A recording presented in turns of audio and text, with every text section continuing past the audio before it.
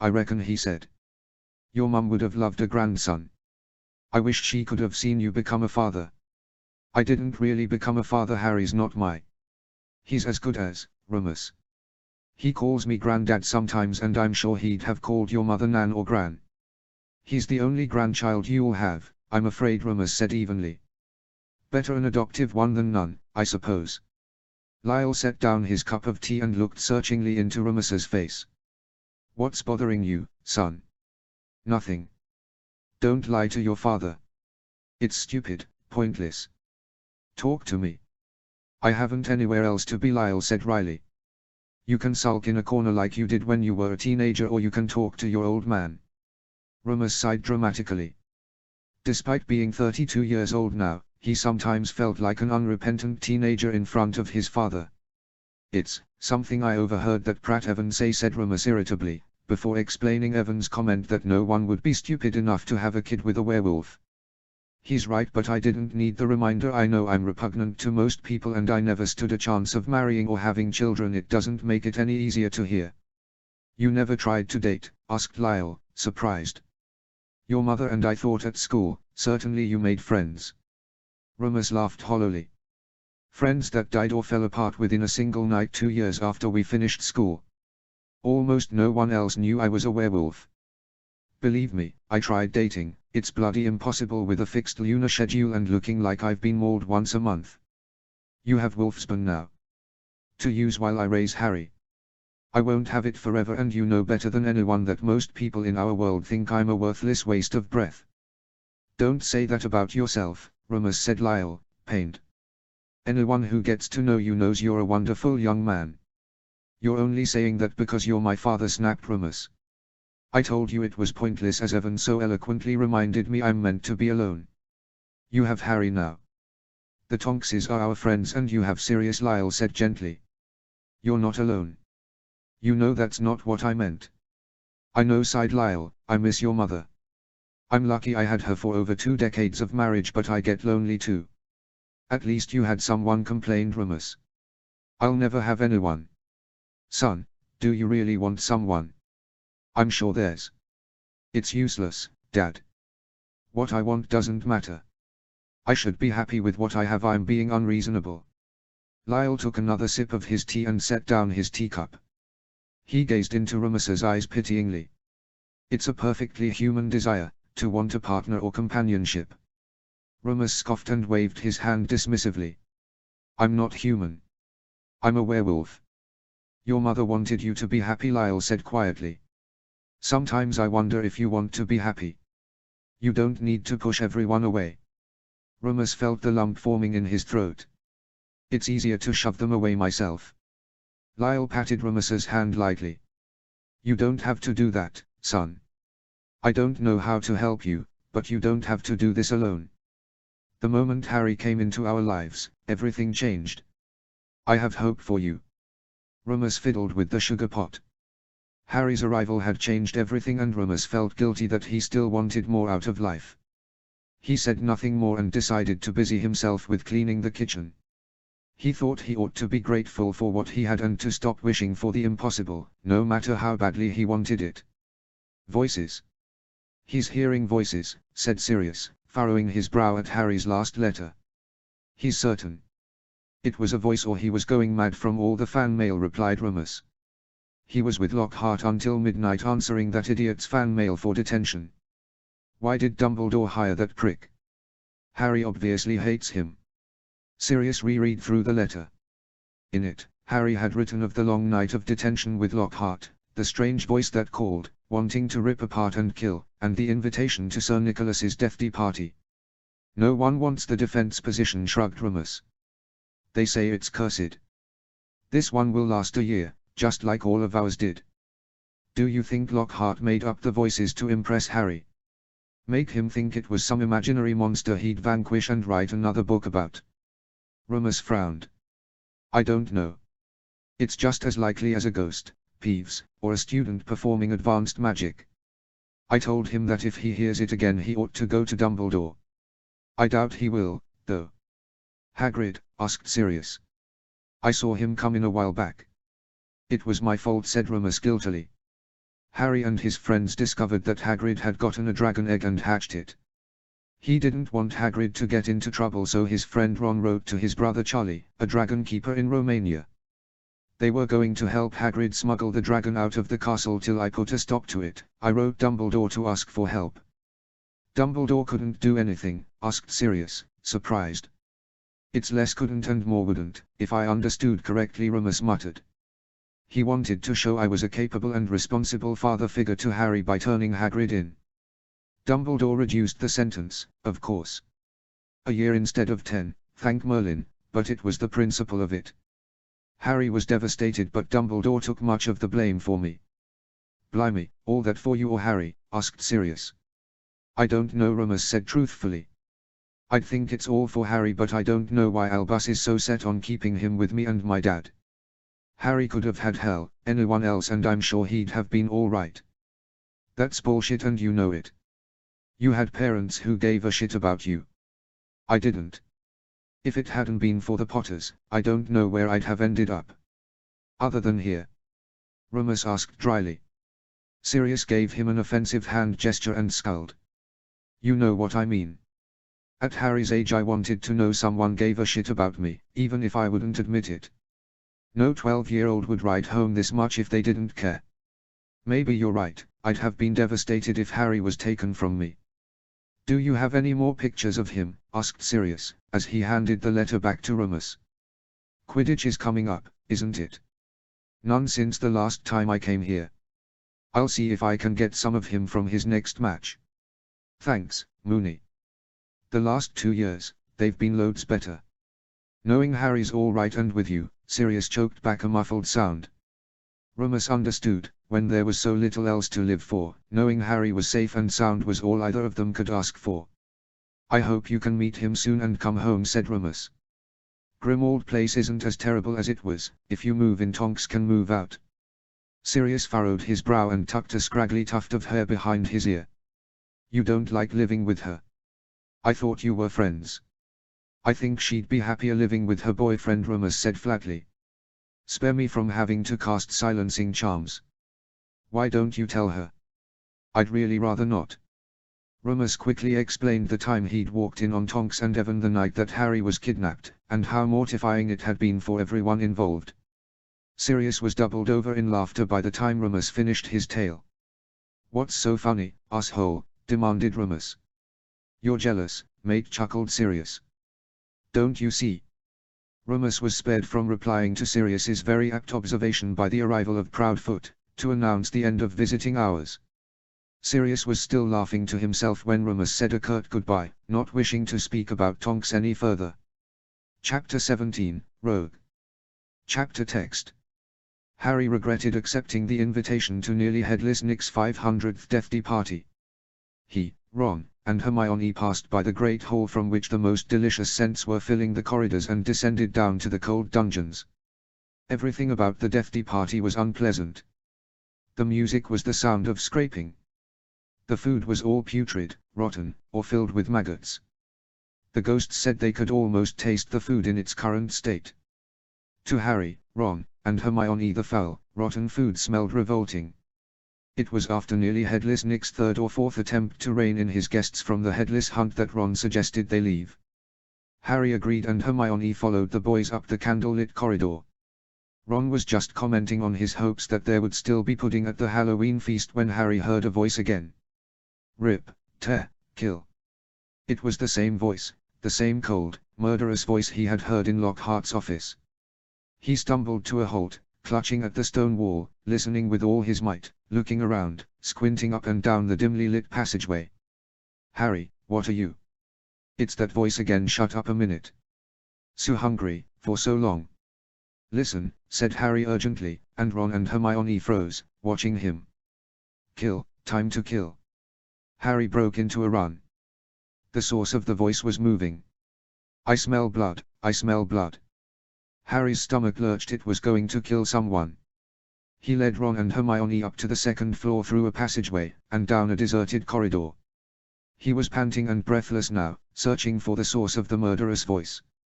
He was wondering where the voice went when Hermione gasped and pointed down the corridor. Look! The trio approached slowly to find a set of foot-high words that had been daubed on the wall. The Chamber of Secrets has been opened. Enemies of the air, beware. Harry noticed a puddle of water on the floor. There was a shadow flickering in the light. Ron hesitated and backed away once he'd looked up. Mrs. Norris, the caretaker's cat, was stiff as a board and hanging by her tail on one of the torch brackets. Harry thought they should help the poor cat, but Ron warned him against it. Just as Harry, Ron, and Hermione tried to go back to the Great Hall, they heard the loud, happy talk of their well-fed classmates. All their classmates' conversations died upon finding the sight of Mrs. Norris's limp, stiff body hanging from the torch bracket. It was Malfoy's voice that startled Harry into anger. Enemies of the air, beware. You'll be next, mudbloods. Mr. Filch came around the corner to begin screeching at Harry for killing Mrs. Norris. He was mid-shriek when Dumbledore, Snape, McGonagall, and Lockhart intervened.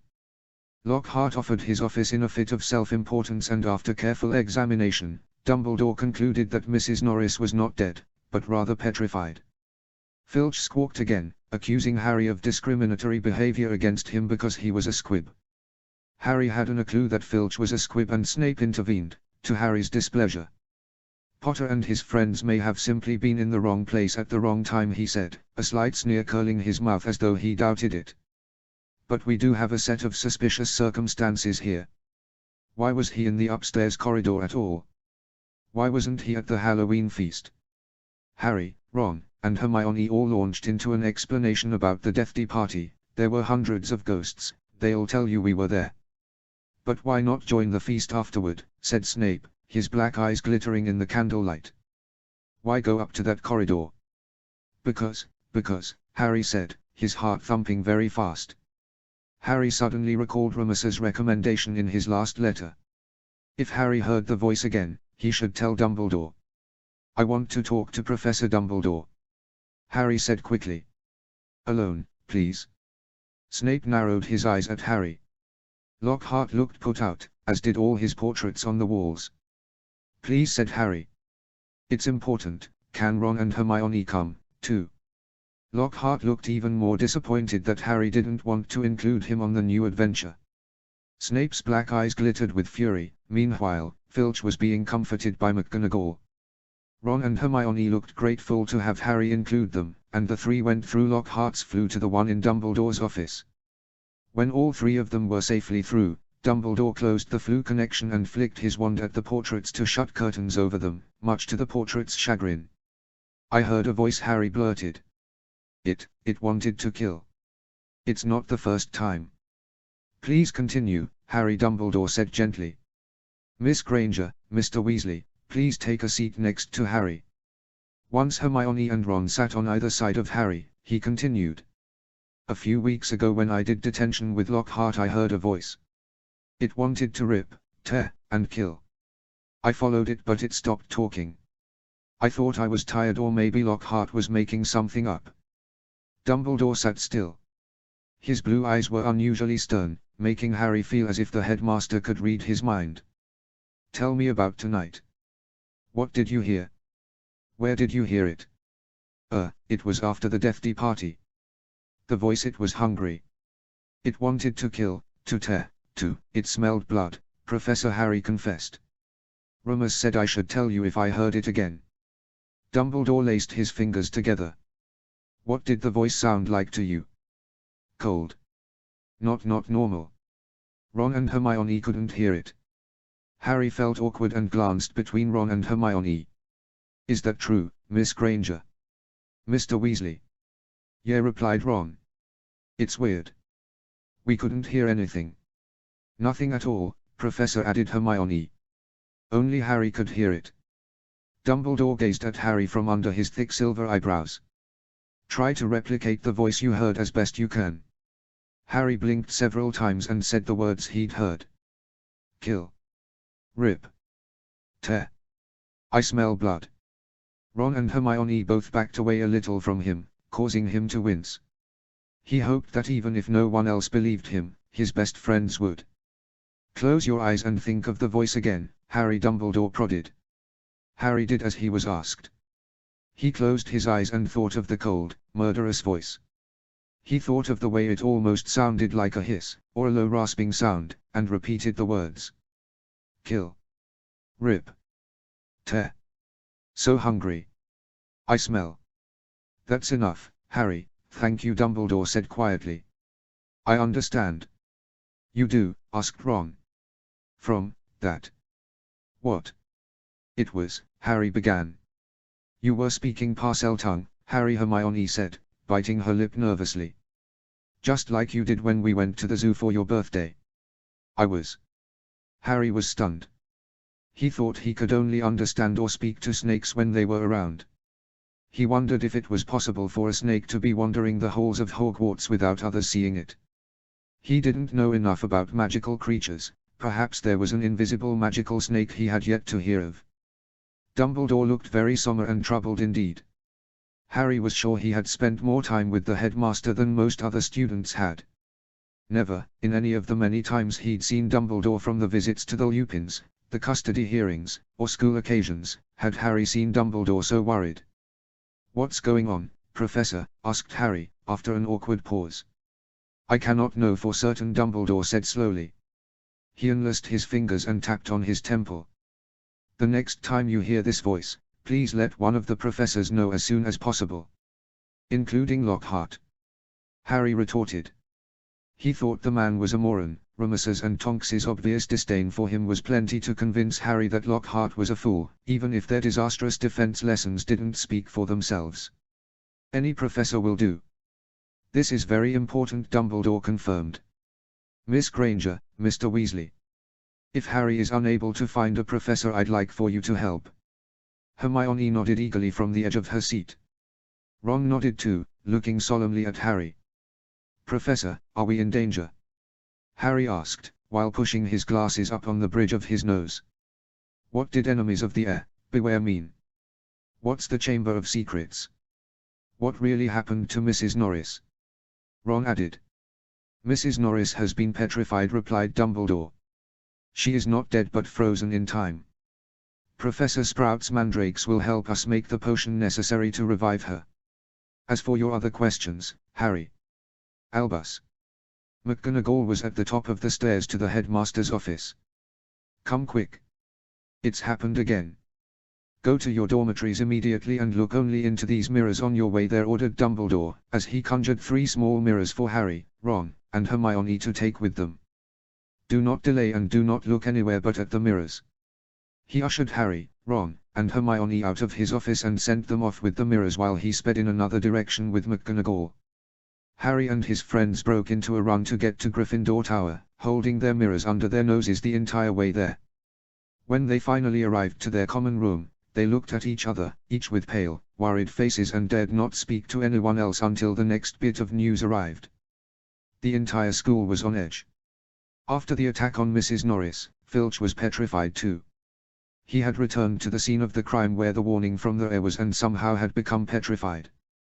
This time, no one could blame Harry, Ron, or Hermione, as they'd been safely in Dumbledore's office during the second attack. No one else knew that Harry was a Parselmouth or that he'd heard a snake hissing in the school. Dumbledore hadn't said another word regarding the attacks. However, several mirrors now lined every corridor, classroom, passageway, and wall. There were mirrors everywhere. Harry could hardly look without seeing one. Most of the mirrors were charmed to talk to students who were out of uniform or scruffy. Harry grew tired of being told his hair was messy. No explanation was given for the sudden appearance of mirrors. Most students figured it was a form of punishment for being out of uniform. Percy Weasley told anyone who would listen that it was a good reminder to keep the student body well dressed and proper looking. Harry knew the mirrors and the Chamber of Secrets were connected, but he wasn't sure how or why. The school could talk of nothing but the attacks or the chamber for days. Despite not hearing the Parseltongue or murderous voice again, Harry was unsettled that Dumbledore wasn't saying another word. The students pressed their professors to tell them more. Only Binns was helpful, in which he told his second-year students of a legend of Sorlaser Slytherin and a secret chamber he'd built that could only be opened by his true heir to rid the school of unworthy students. Harry had immediately thought of Malfoy as Slytherin's true heir. He thought that no other student would be that pleased with petrified people and thought Muggleborns were scum. Harry wrote to Remus with all of his thoughts and worries. Remus thought the mirrors were exceedingly strange, as was the confirmation of Harry's hearing of Parseltongue in the castle. However, without another attack or hearing the voice again, there was little that could be done. Remus did promise to come to the next Quidditch match to speak with Dumbledore himself. In the meantime, Harry, Ron, and Hermione stuck together, trying to put the puzzle pieces into place. "Go over it again," mate Ron urged. "You heard it want to kill, rip, tear." It got louder when we got to the second-floor corridor. "Yeah," Harry confirmed. "It got louder and wanted blood. That's when we found Mrs. Norris and it stopped talking. She was petrified there and Filch was too, in the same spot," added Hermione. "Wherever or whatever that thing is talking, it's coming from there. Where did all the water come from, though?" Ron furrowed his brow and looked up in the direction of the second-floor corridor. "There was a big puddle of water that night, wasn't there?" "It came from the girls' bathroom," Hermione replied steadily. "Moaning Myrtle always makes a mess." "Who's Myrtle? Why is she moaning?" said Harry. He'd never heard of the moaning girl before. Was it possible she was a new first year? "She's a ghost," said Hermione, grimacing. "She haunts that bathroom but no one knows why. Everyone avoids that bathroom if they can." "A ghost haunts a bathroom," said Ron, incredulously. "Why?" Hermione clucked her tongue impatiently. "I don't know. She haunts the bathroom and water from the toilets gets all over the floor." "What if Moaning Myrtle speaks Parseltongue?" Harry asked suddenly. "What if I heard her voice, but since she's a ghost she could hide? Let's go ask her." Harry went running up the stairs to the second-floor corridor until Hermione yanked him back. "That doesn't explain the writing on the wall. Ghosts can't write, can they?" "Maybe Peeves did it for her," suggested Ron.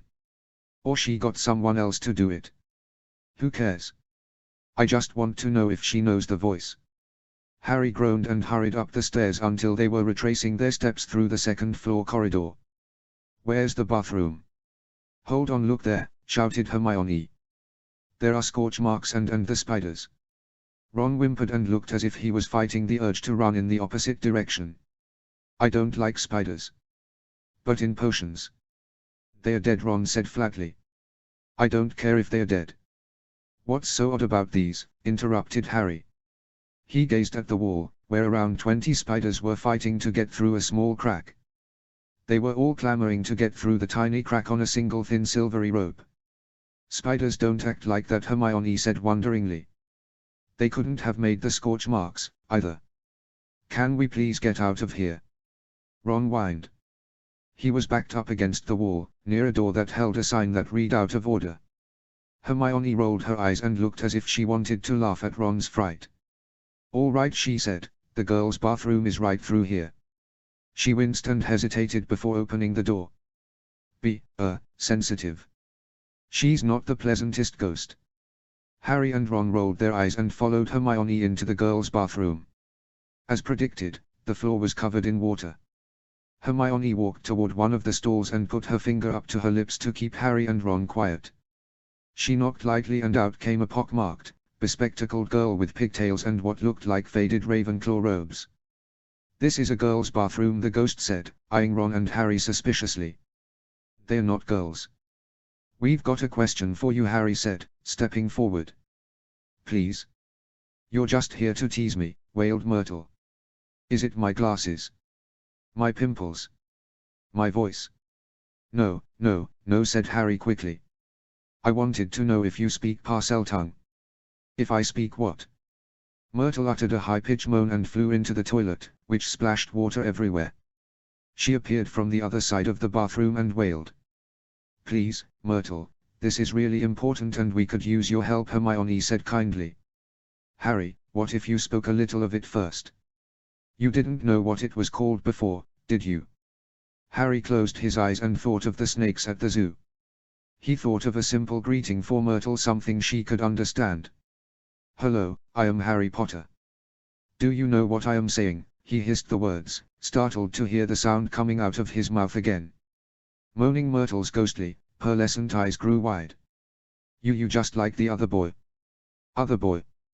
What other boy?" asked Harry. "Malfoy. The blonde git," specified Ron. No, when I died, Myrtle said softly.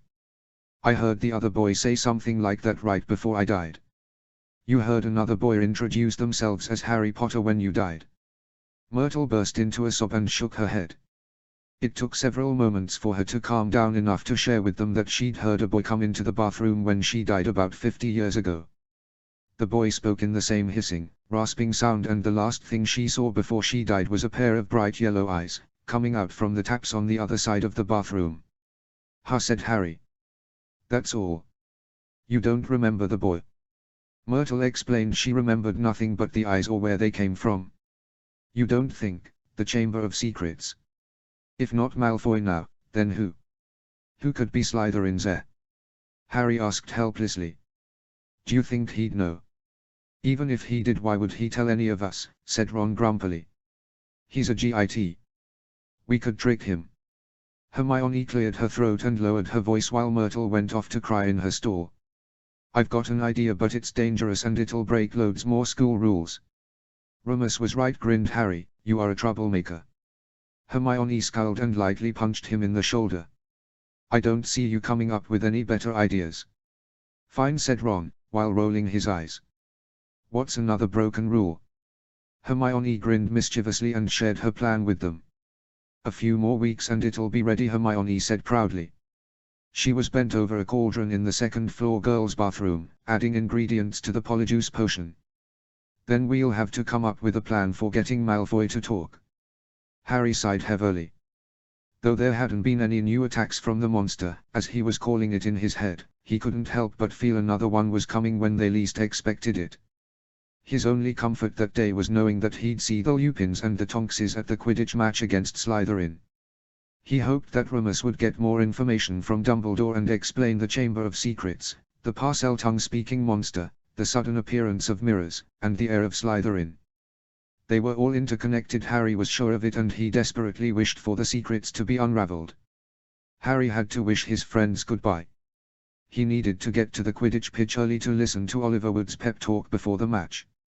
He'd been training them non-stop for weeks in the hopes of defeating Slytherin and their team full of players on Nimbus 2001s.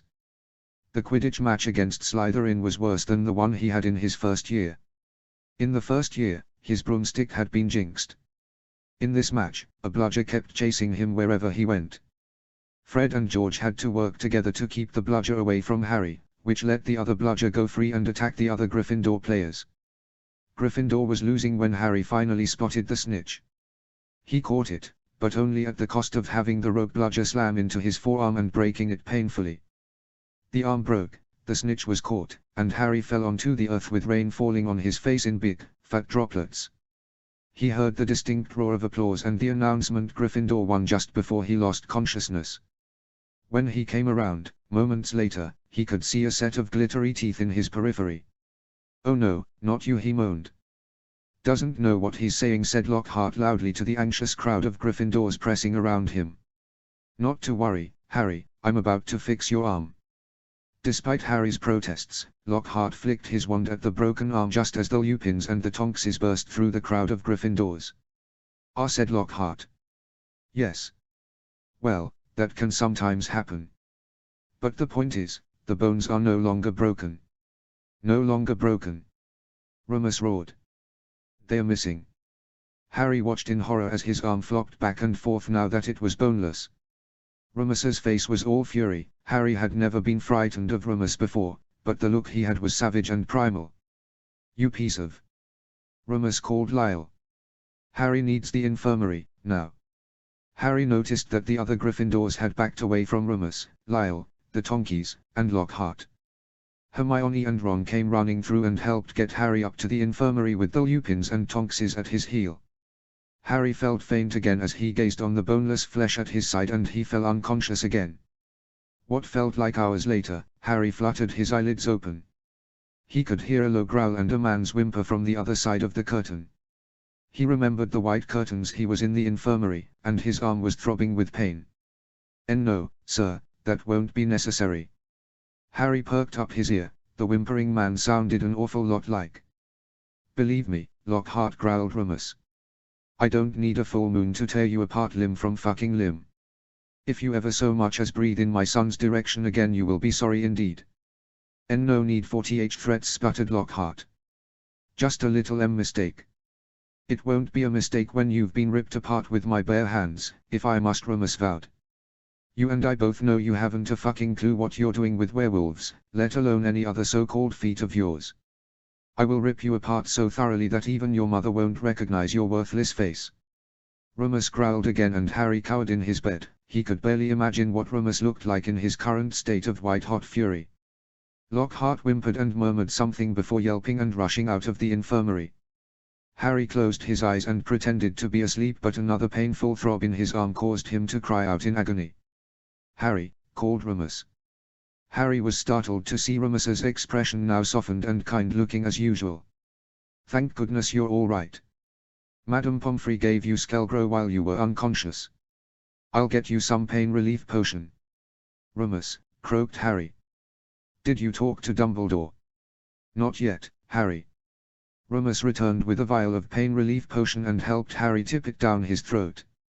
"I was a little preoccupied with that inept asshole who calls himself your defense against the dark arts professor." "Good."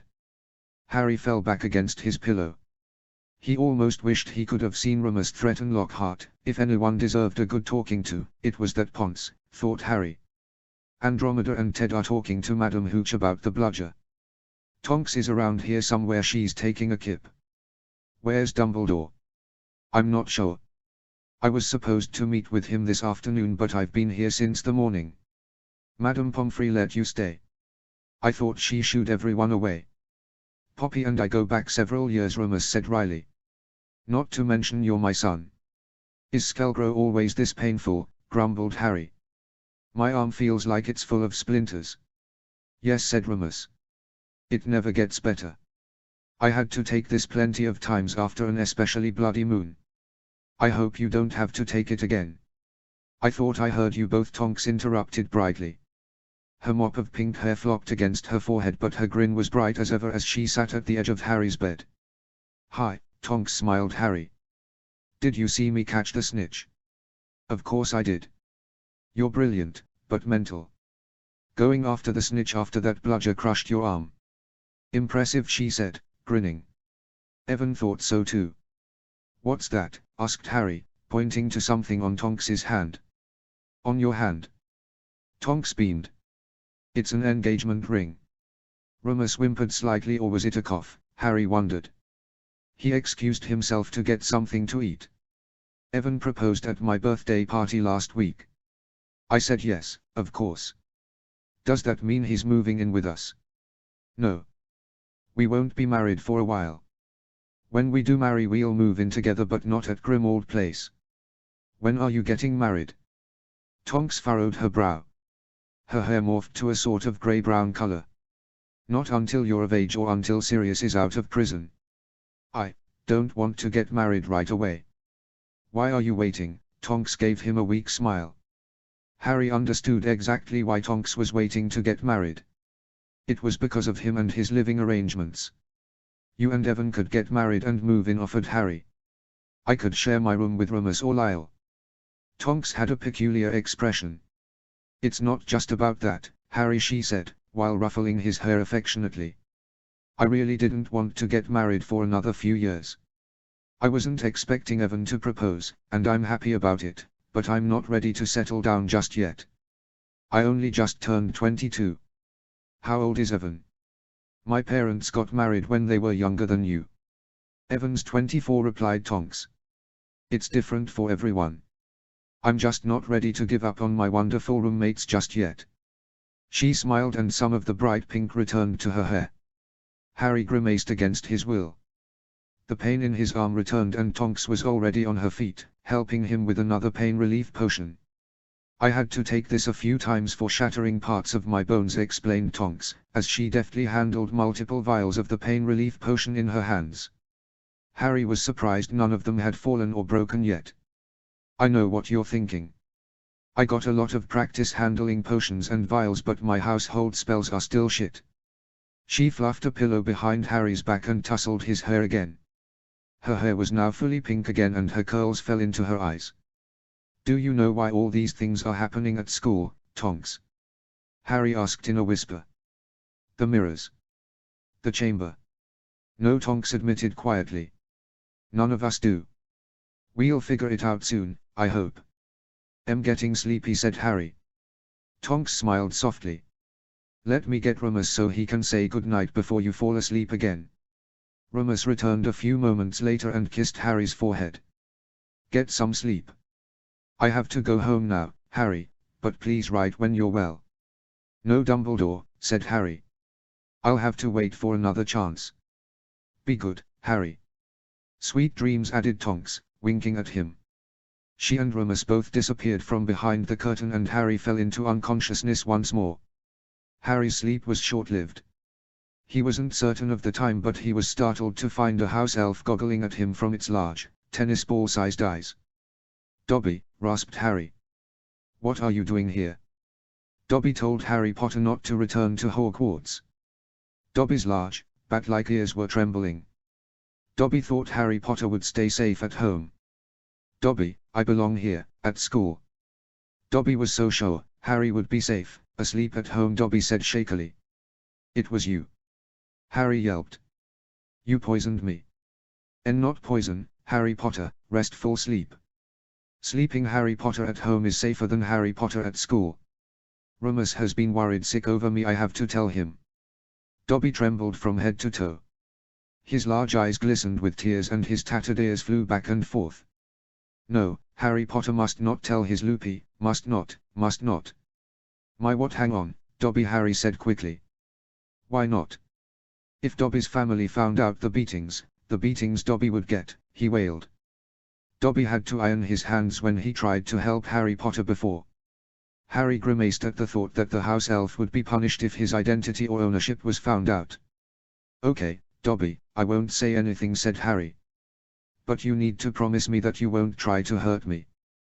Dobby is only trying to help Harry Potter, kind, brave, good Harry Potter. Dobby stopped suddenly. There was a sound outside the door. Before Harry could hold on to Dobby, he vanished with a soft pop.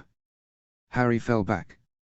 His arm was still throbbing, but several figures were coming into the infirmary. He watched as 3 small bodies were brought on stretchers.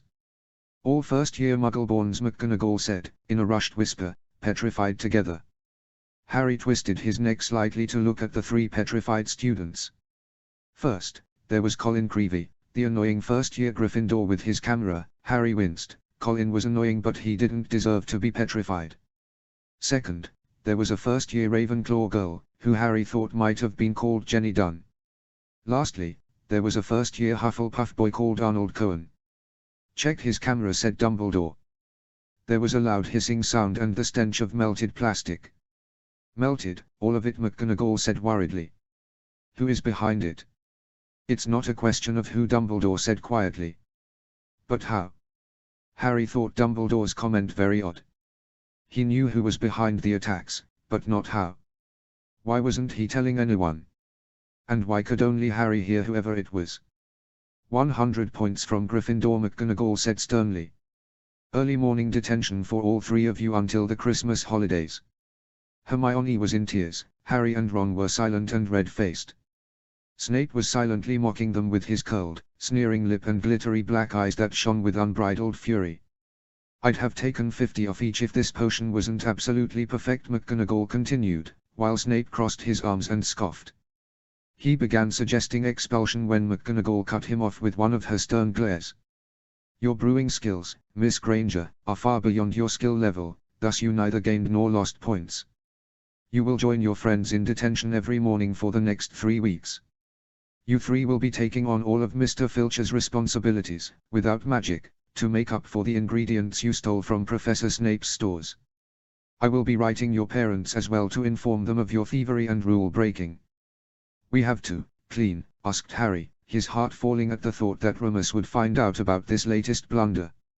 Not helping Professor Lockhart. No. You will be cleaning starting tomorrow. I expect the 3 of you in my office at 4 o'clock in the morning. You will work until breakfast at 7. McGonagall glowered at all 3 of them and left them in front of the portrait of the fat lady, who scoffed at the 3 young Gryffindors for their wrongdoing. They said the password, went through the portrait hole, and rushed to a corner to soothe their guilty feelings, as all the seats in the common room were already taken by older students. "I'd rather be answering fan mail," complained Ron. "We'll have to clean toilets, I just know it." Hermione burst into another bout of fresh tears. Ron patted her shoulder awkwardly while Harry put his head in his hands.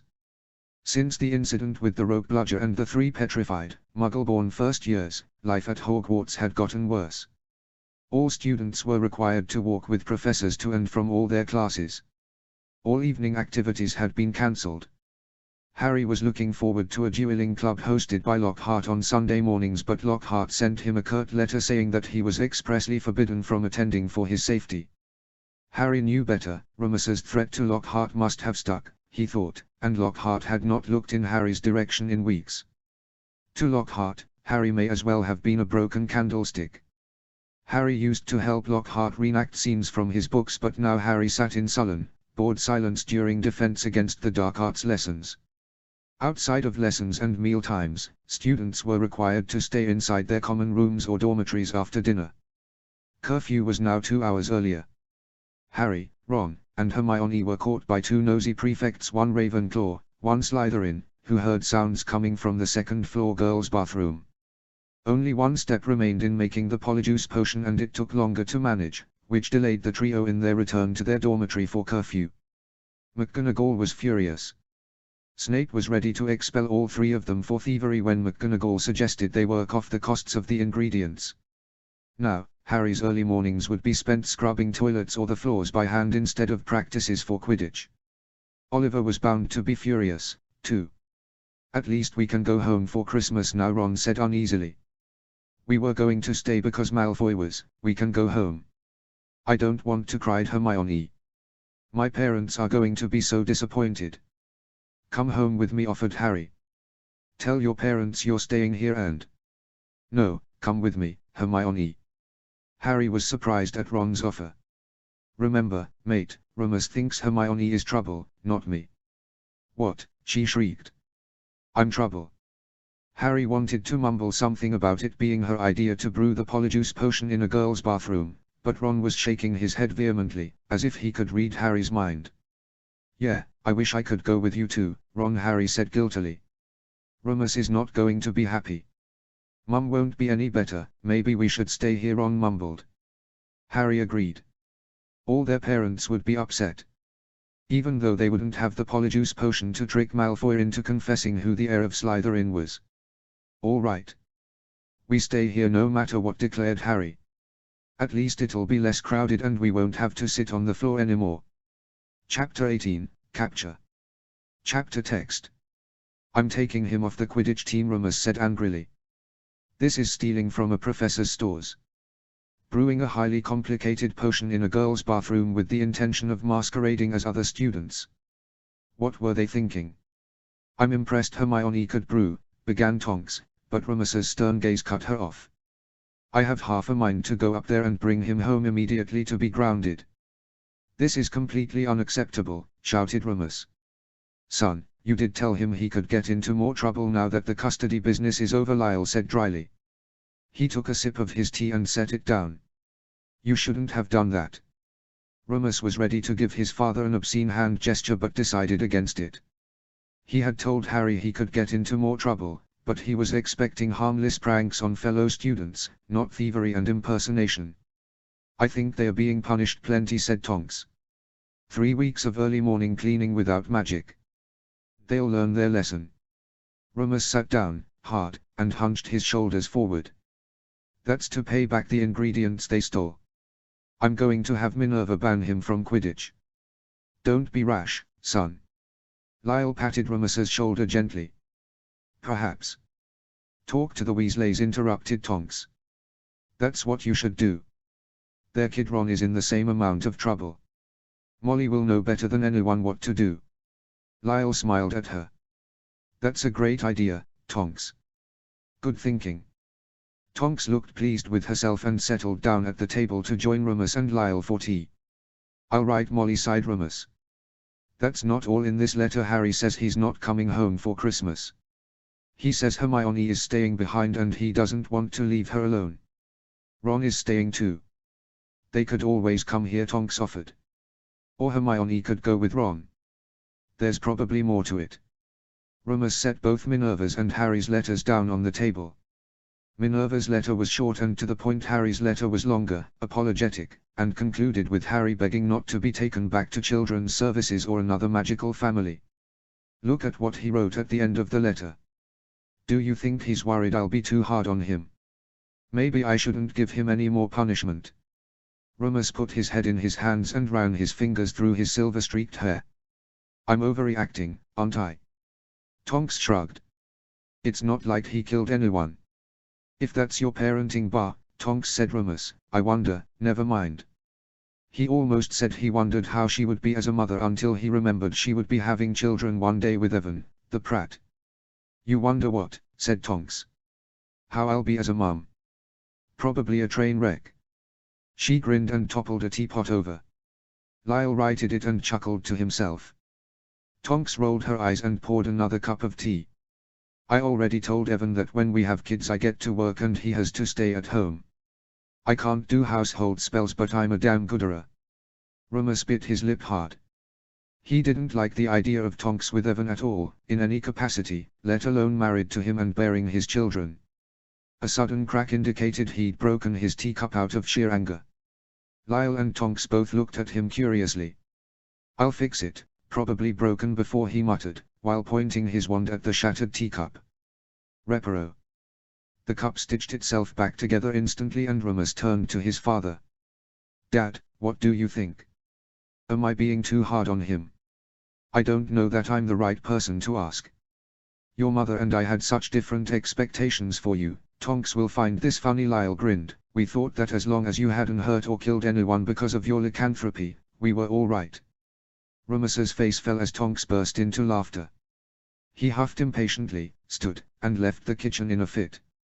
He didn't care that his father and Tonks were taken aback by his sudden exit. He was merely angry that no matter how hard he tried, he could never escape his lycanthropy, and that Tonks would never forget it. Thank you for having me, Remus said anxiously, a few days after receiving Minerva's letter over Harry's wrongdoing. I'm afraid I don't know what to do. Molly gave him a sympathetic pat on the cheek. Sit down, dear, and have a biscuit. You're looking far too peaky. She brought out a plate stacked high with biscuits, 2 mismatched cups of tea, and another platter of scones. Remus took the offered biscuit and sat down with her. I thought about taking him off the Quidditch team, but he's worried I won't want him anymore because of what he's done. He won't come home for Christmas. How do I do this? Molly shook her head and clicked her tongue as she brought out yet another plate of food. He won't come home for Christmas because he knows he's done something wrong, Molly said matter-of-factly. He thinks that if he doesn't see you now, you'll forget all about this stunt and he'll be free to do as he pleases when he comes home for Easter or the summer holidays. Okay. If he stays at the school for Christmas and Easter, you'll have to ground him as soon as the summer holidays arrive. All my boys tried this at least once. They avoided me, but come June they got what was coming to them. A mother doesn't forget, you see, Molly continued, while shoving another biscuit into Remus's hand. What do I do about Christmas? I'd like him home. Is it because of Hermione staying behind? Harry made it sound as if only he and Ron are staying for her. Molly gave him a sympathetic look. Arthur and I are going to visit our eldest, Bill, in Egypt. Last year we visited our second eldest, Charlie, in Romania. She turned pink and said, we can't afford to travel with all the children. Remus nodded in understanding. The Weasley children would stay at the castle for the holidays so Molly and Arthur could see their oldest son. I'll let Harry stay with his friends, Remus said glumly. I was just hoping we didn't get Christmas together last year because of the custody issues. You'll see him soon, Molly said reassuringly. You always go to the Quidditch matches, don't you? I do, yeah. It's not the same as having him home. Send him his usual Christmas presents. He'll know it means you love him all the same. He'll come around for Easter or the summer holidays, I'm sure. Sometimes children need their time to grow. Remus nodded politely. He'd been looking forward to having Harry home for a couple weeks, but instead he'd be spending Christmas alone with his father.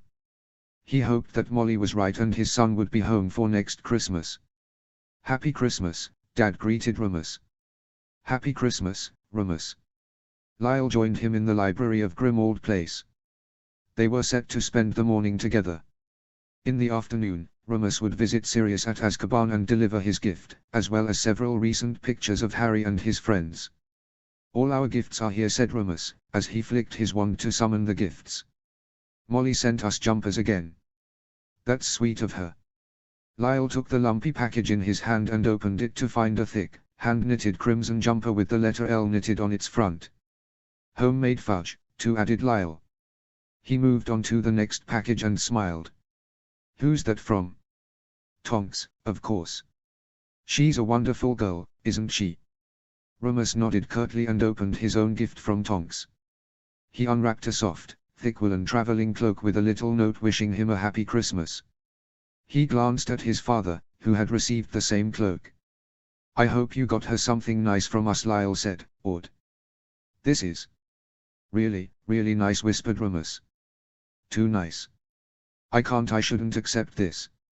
It would be an insult to her to return it, Lyle said firmly. She's a generous soul. Rumus ran his fingers over the soft wool. It easily cost at least 50 galleons, if not more, he thought. His gifts to her paled in comparison to what she'd gotten for him. He'd purchased her a few Muggle poetry books, several slabs of chocolate, and a new set of slippers, once he'd seen the state of her old ones. Everything was up in her room, waiting for her, until she came home from Evan's family's Christmas fest the next morning. I should get her something else, something more, Rumus murmured. I didn't get her enough. Lyle squeezed his shoulder and handed him a small gift. This is from me to you. You didn't have to get me. I didn't buy anything, said Lyle. I meant to give these to you years ago.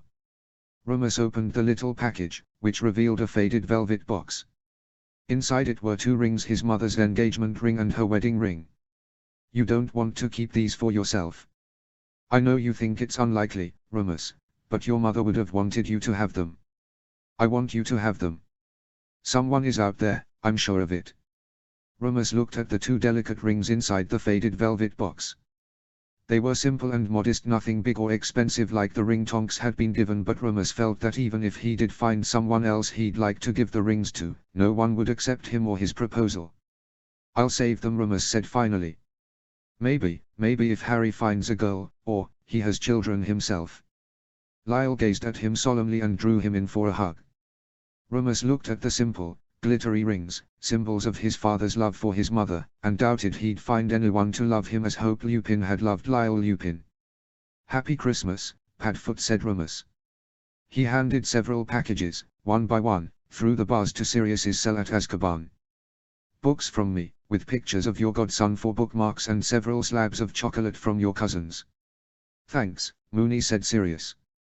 He had built up a little library in the corner of his cell, thanks to Rumus's gifts for the last couple birthdays and holidays. Based on how worn the spines were, Rumus was confident Sirius reread the books multiple times to pass the days away. The first 3 books of the series, said Rumus. Wildly popular American author, some call him the next Tolkien. Sirius raised his eyebrows at that and began leafing through the first book when one of the photographs fell out of it. Why are they in a bathroom? Sirius furrowed his brow at the picture, which showed Harry, Ron, and Hermione holding thick brushes and standing in front of several stalls. Rumus rolled his eyes and explained the entire plot of brewing Polyjuice Potion, intending to impersonate Slytherin students to discover who the heir of Slytherin was, and the punishment of 3 weeks of Filch's caretaking duties in the early mornings. This was their last morning of cleaning and Minerva was kind enough to take the photograph as a memory for them, Rumus said dryly. Unhappy lot, aren't they? Sirius burst into his bark-like laughter, wheezing between laughs at Harry's newest misadventure and the punishment he'd received from it. McGonagall was never that hard on us, was she? She would have been if we'd been caught for half the things we did. I took Harry's invisibility cloak away for the remainder of the term to ensure he behaves better. James wouldn't have, Sirius said boldly. Nor would. Unfortunately, Rumus said coldly, neither you nor James are in a position to experience the many risks to Harry's life. Sirius's expression soured instantly and he pulled out another photograph. This is his owl. Rumus's expression softened. Yes, that's Hedwig. Poor thing makes trips from Scotland to London twice a week. What's that, Mooney? You've got better eyesight than I do. Look at that rat, Sirius said, his eyes now wide and manic. Rummus took the photograph from his hands and found Ron's rat, Scabbers, coming out of his pocket. Rummus hardly ever saw the creature. He thought he'd seen it once at the burrow, before it ran off, but this rat was clearer now in the photograph. It looks like it's missing, croaked Rummus. Toes, you don't think? Not possible. Sirius was now pacing in his cell and wildly tugging at his long, scraggly hair. What other rat has Mooney? You have to check. What? Go to Hogwarts. Demand a poor boy give me his rat so I can get McGonagall to help you. She knows the spells to reveal an animagus. Sirius roared. It's him, I know it. Rummus watched as Sirius continued in his manic state. He was pulling at his hair, beard, and clothes in a frenzy while muttering under his breath. It was the first time Rummus thought the Dementus had truly affected his friend. Sirius. I'll check. Rummus yelled. Stop pacing. Sirius stopped in his tracks and whipped around. Today you have to go today. Rummus pressed his fist against the stone wall surrounding Sirius's cell. Fine. I'll go, but don't get your hopes up. It's him. I know it's him. Sirius's grey eyes were gleaming with fury. He grabbed Rummus's robes through the cell bars, holding Rummus's face as close as it could go to his own. Promise me, promise me. I promise. Let go. Rummus shook himself out of Sirius's hands. I'll do it. Sirius's chest rose and fell rapidly with his frantic breaths. His eyes shone with an unhinged mania, startling Rummus backwards. He had a sinking feeling that Scabbers was no more than an old, worn-out garden rat, and Sirius would continue in his manic disappointment. You're absolutely sure? Minerva asked sharply. It's almost midnight, Rummus. I'm not at all sure, Rummus replied truthfully. But you had to see him, Minerva, he's losing his mind. I wouldn't have come if I didn't think it was a possibility. Minerva sighed deeply. I'll fetch the boys and the rat. She strode to the fireplace, to use the flue from her office to the Gryffindor common room. She tossed the flue powder into the fireplace and disappeared into the emerald green flames. Rummus was exhausted. The trip to and from Azkaban was never pleasant. He visited Sirius monthly, partly out of guilt, but he dreaded the visits. They always drained him of energy and joy for at least a day, and he had to schedule the visits in the middle of the lunar cycles to ensure he was at his strongest mentally and physically. His best days of the month were now as bad as the days before and after the full moon, in order to keep Sirius company for a short hour once per month. Rummus had rode with his father before going to Hogwarts earlier that night.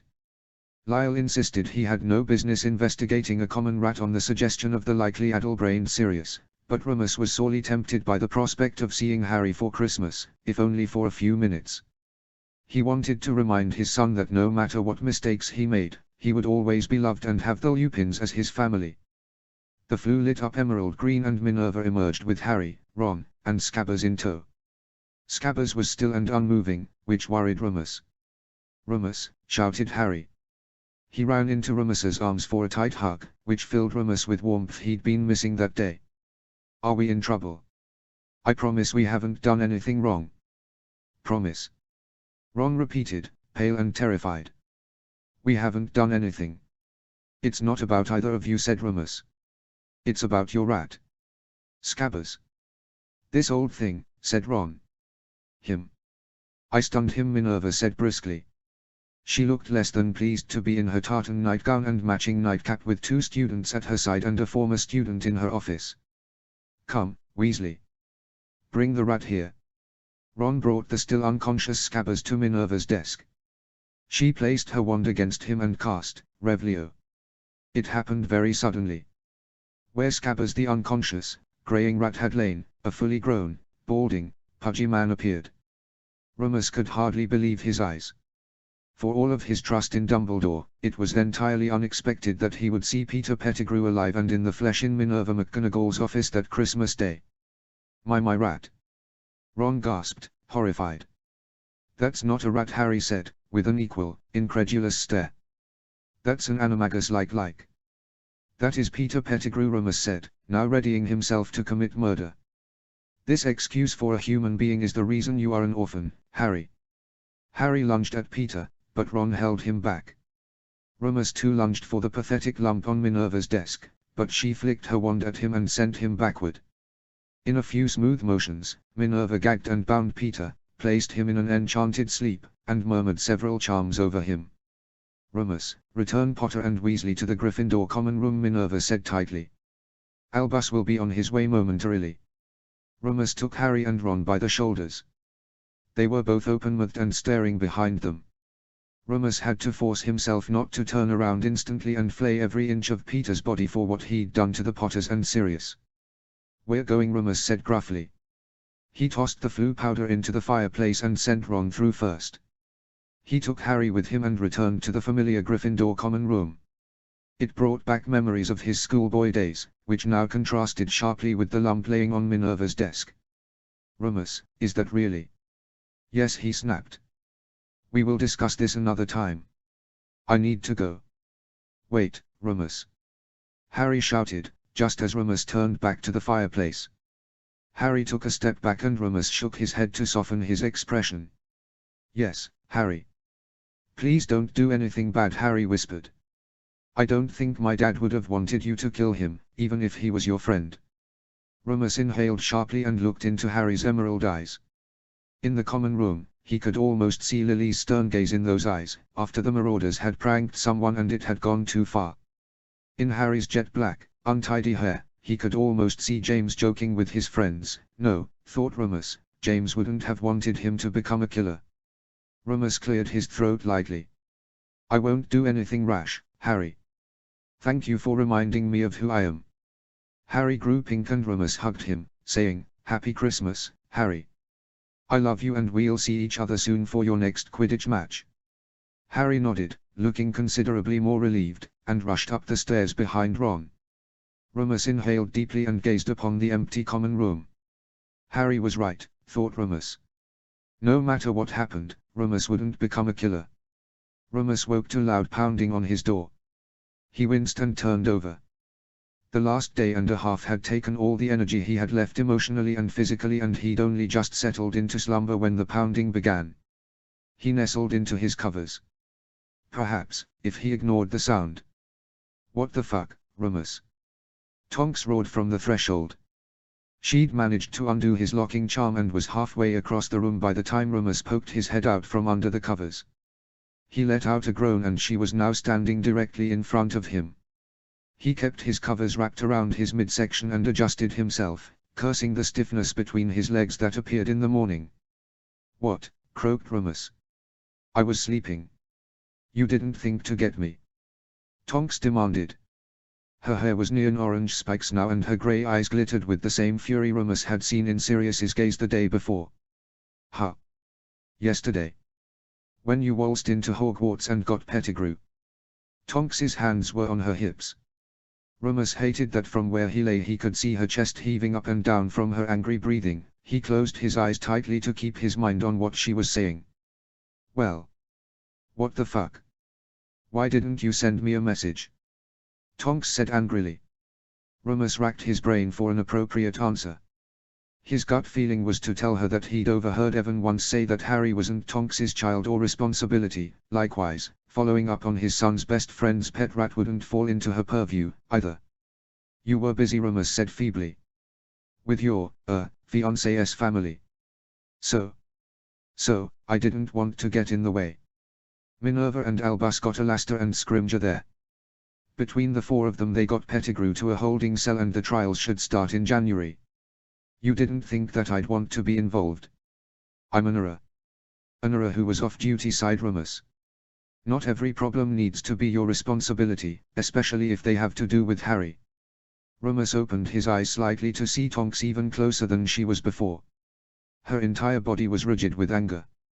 Remus feared the worst when she had her fists shaking at her sides. This was more than just about Harry, Tonks said icily, sending a pang of pain to Remus's heart instantly. This is about my cousin Sirius. You don't think I'd have wanted to know? Remus could have laughed with relief. He'd been awaiting the day Tonks discovered his shameful feelings for her and his deep dislike of Evan for merely existing. He bit on the end of his covers to keep from bursting into inappropriate laughter, that she was angry over being excluded from an activity that would have helped Sirius. "It didn't cross my mind," truly Remus said, through a mouthful of quilt. "I didn't want to ruin your happy Christmas with your family. Next time there's something involving Sirius I'll let you know." Tonks didn't seem entirely placated with the reply but loosened her fists. Her hair softened to a canary yellow and her breathing was steady. "Good." She let out another impatient huff and turned back to the door. Remus, his body still showing signs of arousal, decided to stay in bed a little while longer until his morning tension resolved itself. She took several steps back to the bedroom door until she stopped and let out a small squeak. If Remus had been any other man, he wouldn't have heard it, but his hearing was far better than any ordinary man's. "Remus?" Tonks asked, in a small voice. "I didn't know you had a girlfriend." Remus sat up, his brow furrowed and his hair almost certainly tousled messily. "What? You've got rings?" Tonks pointed to the small faded box on the top of his dresser, which was open at the moment. His mother's old engagement and wedding rings sat inside it, glittering lightly in the dim sunlight streaming in through the bedroom window.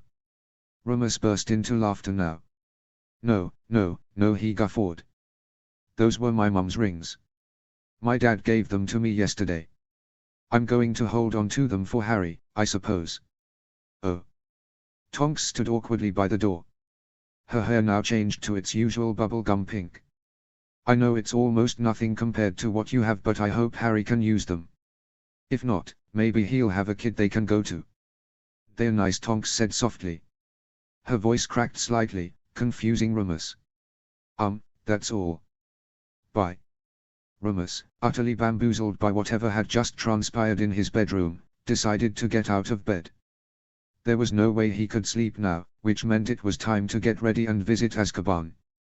"It's a good news, bad news situation," Remus said, after allowing Sirius to whoop in joy for several minutes in his cell. "Good news, Wormtail is in Ministry custody. Bad news, you have to wait until his trials are complete before they even think about giving you a trial." "But I'm innocent," yelped Sirius. "I haven't done anything wrong." "I know, but Peter needs to admit to wrongdoing before you can testify. Fudge is hoping Peter's innocent so he can keep his job." "That's bullshit." Sirius looked crazed again. The sudden shift from the manic joy to the rage was jolting. "Dumbledore is going to help you," Remus offered. "If you submit to Legilimency, Veritaserum, or even giving your memories, it will help. Dumbledore's got enough on his plate right now with the Chamber of Secrets." "That first, Wormtail second, you third." Sirius shook his head angrily and pounded his fists against the worn stone walls. "There are children being petrified." No, I don't care, I do," muttered Sirius, upon seeing Remus's shocked expression. "The kids come first, obviously.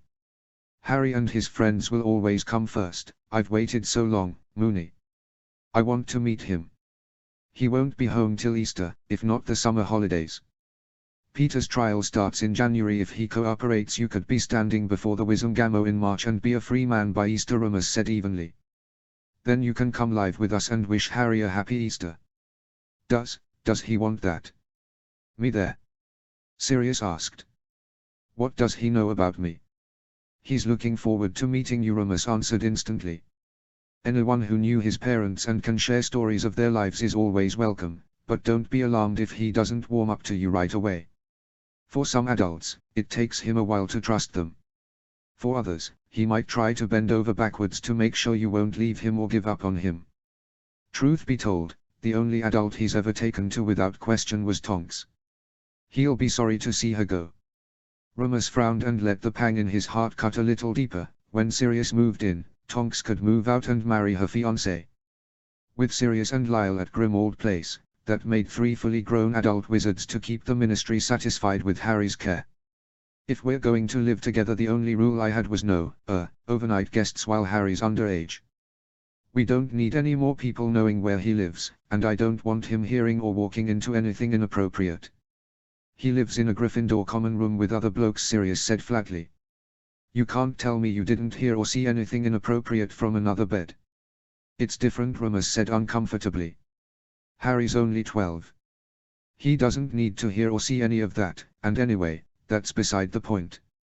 You'll see Harry soon enough and he'll come to love you, I'm sure of it. Sirius grinned. Despite his scraggly hair and beard, his sunken cheeks and dark circles under his eyes, and his generally haunted demeanor, there was a shadow of the man he'd been within. It was only a matter of time before he would be released. Remus spoke a little more but was ushered out of Azkaban. The visit they had was specially permitted due to the discovery of Peter Pettigrew. It was on the chilly, windy boat ride away from Azkaban and back to the apparition point that Remus dwelt on the many implications of Sirius's release. Remus was happy to have the truth come out and for Sirius's name to be cleared. He was happy he'd have one of his closest friends back. Remus looked forward to slightly less lonely weekends when his father would retire to bed early, Tonks would be with Evan, and he'd be alone in his room. Harry would have his godfather, too. Sirius was closest to James. If anyone had plenty of memories of James, Fleamont, and Euphemia Potter, it would be Sirius. Remus began wondering what his role would be once Sirius was released from prison. Would Harry still want a werewolf guardian? Would the Ministry tell the Lupins that because Sirius was innocent, Harry belonged with him? Would that mean that Tonks no longer needed to play a role in the Lupins' lives, because Sirius could find more gainful employment? The thought of Tonks moving out hurt more than Remus was willing to admit. As soon as Sirius was released, if Harry stayed with the Lupins, Remus knew that Sirius would want to stay with them. Tonks wouldn't need to be with the Lupins any further and she'd be free to move in with Evan, get married, and have the family and life she deserved. Tonks would become another indifferent acquaintance, thought Remus, as she'd have no more role to play in Harry's well-being. Remus was ashamed to hope he'd have more time with Harry, Tonks, and his father together at Grimmauld Place, as it came at the expense of Sirius remaining in prison longer. He wondered if the Ministry or Harry himself would prefer Sirius to him. James certainly had. Though the former orders were friends, Sirius moved in with the Potters after their 5th year. James and Sirius were more like brothers than any of the others in their group. Remus felt a pang of jealousy at the thought that Harry would prefer Sirius and might even request to live with his godfather alone when the man was released from Azkaban. Remus and his father would return to Cardiff without Wolfsbane potion, as he would no longer need it for raising Harry, and Remus would return to his old life. As happy as he was that Peter had been captured at last and Sirius would go free, Remus felt as if he was on the edge of losing everything, and everyone he held dear, once again. "This is marvelous news," Evan announced loudly. Remus was in the library, his shoulders hunched slightly forward, attempting to read a novel. Evan and Tonks were talking in the parlor across from the library. Normally, Remus would find a way to excuse himself and drown out the noise of Evan and Tonks happily together, but they were in the parlor, where Tonks had just shared the news of Peter's capture and Sirius's likely release by the Easter holidays. "Isn't it? Sirius will finally go free," Tonks said happily. "My mum's so excited. She never thought he could have done those things. She's looking forward to seeing him again, a free man. It means good things for us, too." "It does. Well, doesn't it? You can move in with me finally." "Oh yeah," Tonks said half-heartedly. "I can. I'd been thinking of finding a bigger place for us. You know, one we could live in after we're married too, so we don't have to move around as much." "Evan, I don't want to get married for at least a couple more." "I know, but there's no reason for us to move now and again in 2 years and again when we have kids. If we get a bigger place right away we can stay there for a long while," Evan said, sighing contentedly. Remus felt his heart breaking with every new word that came out of Evan's stupid mouth. "I guess." Remus could almost see the little lines of worry in Tonks's face. Her tone suggested she wasn't nearly as happy with the idea, but why? "What's wrong, love?" Evan asked. "You like the place I have now? I reckon since you'll always have Creature he could help us move, even if he's a tetchy little thing." No, I'm going to miss it here," Tonks said, in a low voice. Remus's heart skipped a beat. She'd miss Grimmauld Place. "You will? Why?" Evan's tone clearly betrayed his shock. Tonks cleared her throat lightly. "Harry, he's like a brother to me, you know." "Oh, is that all?" Evan laughed. "That makes sense. This old house and, oh well, it makes sense you'll miss Harry. He's a great kid. He can come over anytime he likes." "That's good," Tonks said softly. "I'm going to miss him. We can introduce him to my family too, if you'd like.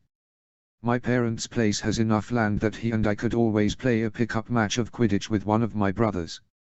He'll like that, Tonks mumbled. There was a low sound she made that Remus couldn't quite make out. As much as he appreciated knowing that Harry would always have Tonks, one of his favorite people, he was unable to stop the sadness that invaded his heart. Tonks would miss Harry, of course. Tonks could never miss the house she lived in, or the roommates she currently had. Remus's heart broke again, wondering how much longer he had with both Harry and Tonks in his life. Remus held Harry's latest letter in his hand and frowned. Another 5 students were petrified. 3 of them were Muggle-born while the other 2 were half-bloods, sending the school into a further panic. That morning's edition of the Daily Prophet didn't mention anything about the attacks on the students but instead spoke of replacing Albus Dumbledore as the headmaster, under the charge that he was becoming ineffective and out of touch.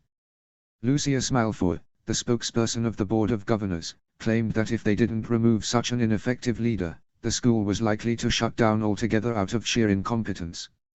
Remus was sure that if Dumbledore was ousted, the situation would become more dire. He worried daily over Harry, even as Peter's trial approached in the coming days. Clever, stubborn, headstrong Harry, who would likely throw himself in danger's way if he had someone to save or help, was in danger if other students were in danger. Harry was too much like his father, James, to stand aside while someone else was hurt. Remus set the letter down on the kitchen table and was startled when the flames of the flue lit up emerald green. He furrowed his brow. It was only noon and he didn't expect anyone to visit. His father was getting potions ingredients for their winter stores, as they no longer trusted Kreacher with deliveries or orders. To his surprise, Tonks came clunking in through the flue, looking worse for wear. "Tonks. Are you all right?" asked Remus. He rushed forward to help her sit down, glancing at her face and body in case she was injured. "I'm fine," Tonks said, looking queasy. She looked as if she were ready to retch, which prompted Remus to summon a basin for her. Just as he predicted, she retched into the basin. He got to his feet, put the kettle on for tea, and got a cool, damp cloth for her forehead. "You're definitely not fine," said Remus. "I'm getting tea for you and you should probably lie down." Tonks made a faint groaning noise and retched again into the basin. She attempted to stand but fell back down into her seat. "Just a bug," Tonks coughed. "Not serious. You're green. You need to get to bed." "Too far," moaned Tonks. "No." Remus felt ill-equipped to help her. She couldn't stay in the kitchen, she needed to be in bed. He briefly considered levitating her up the stairs but he'd need to be very steady with his wand to ensure she didn't hit her head against the walls. Tonks made another pitiful sound and Remus made up his mind. "All right, Tonks, I'm going to carry you up, if that's okay," Remus said awkwardly. Tonks nodded and Remus shifted uneasily, trying his hardest not to get his hands anywhere too compromising. He settled with the back of her knees against one forearm and the small of her back against the other arm. There was a thin sheen of sweat on her body. He would get her a few towels to keep cool and dry.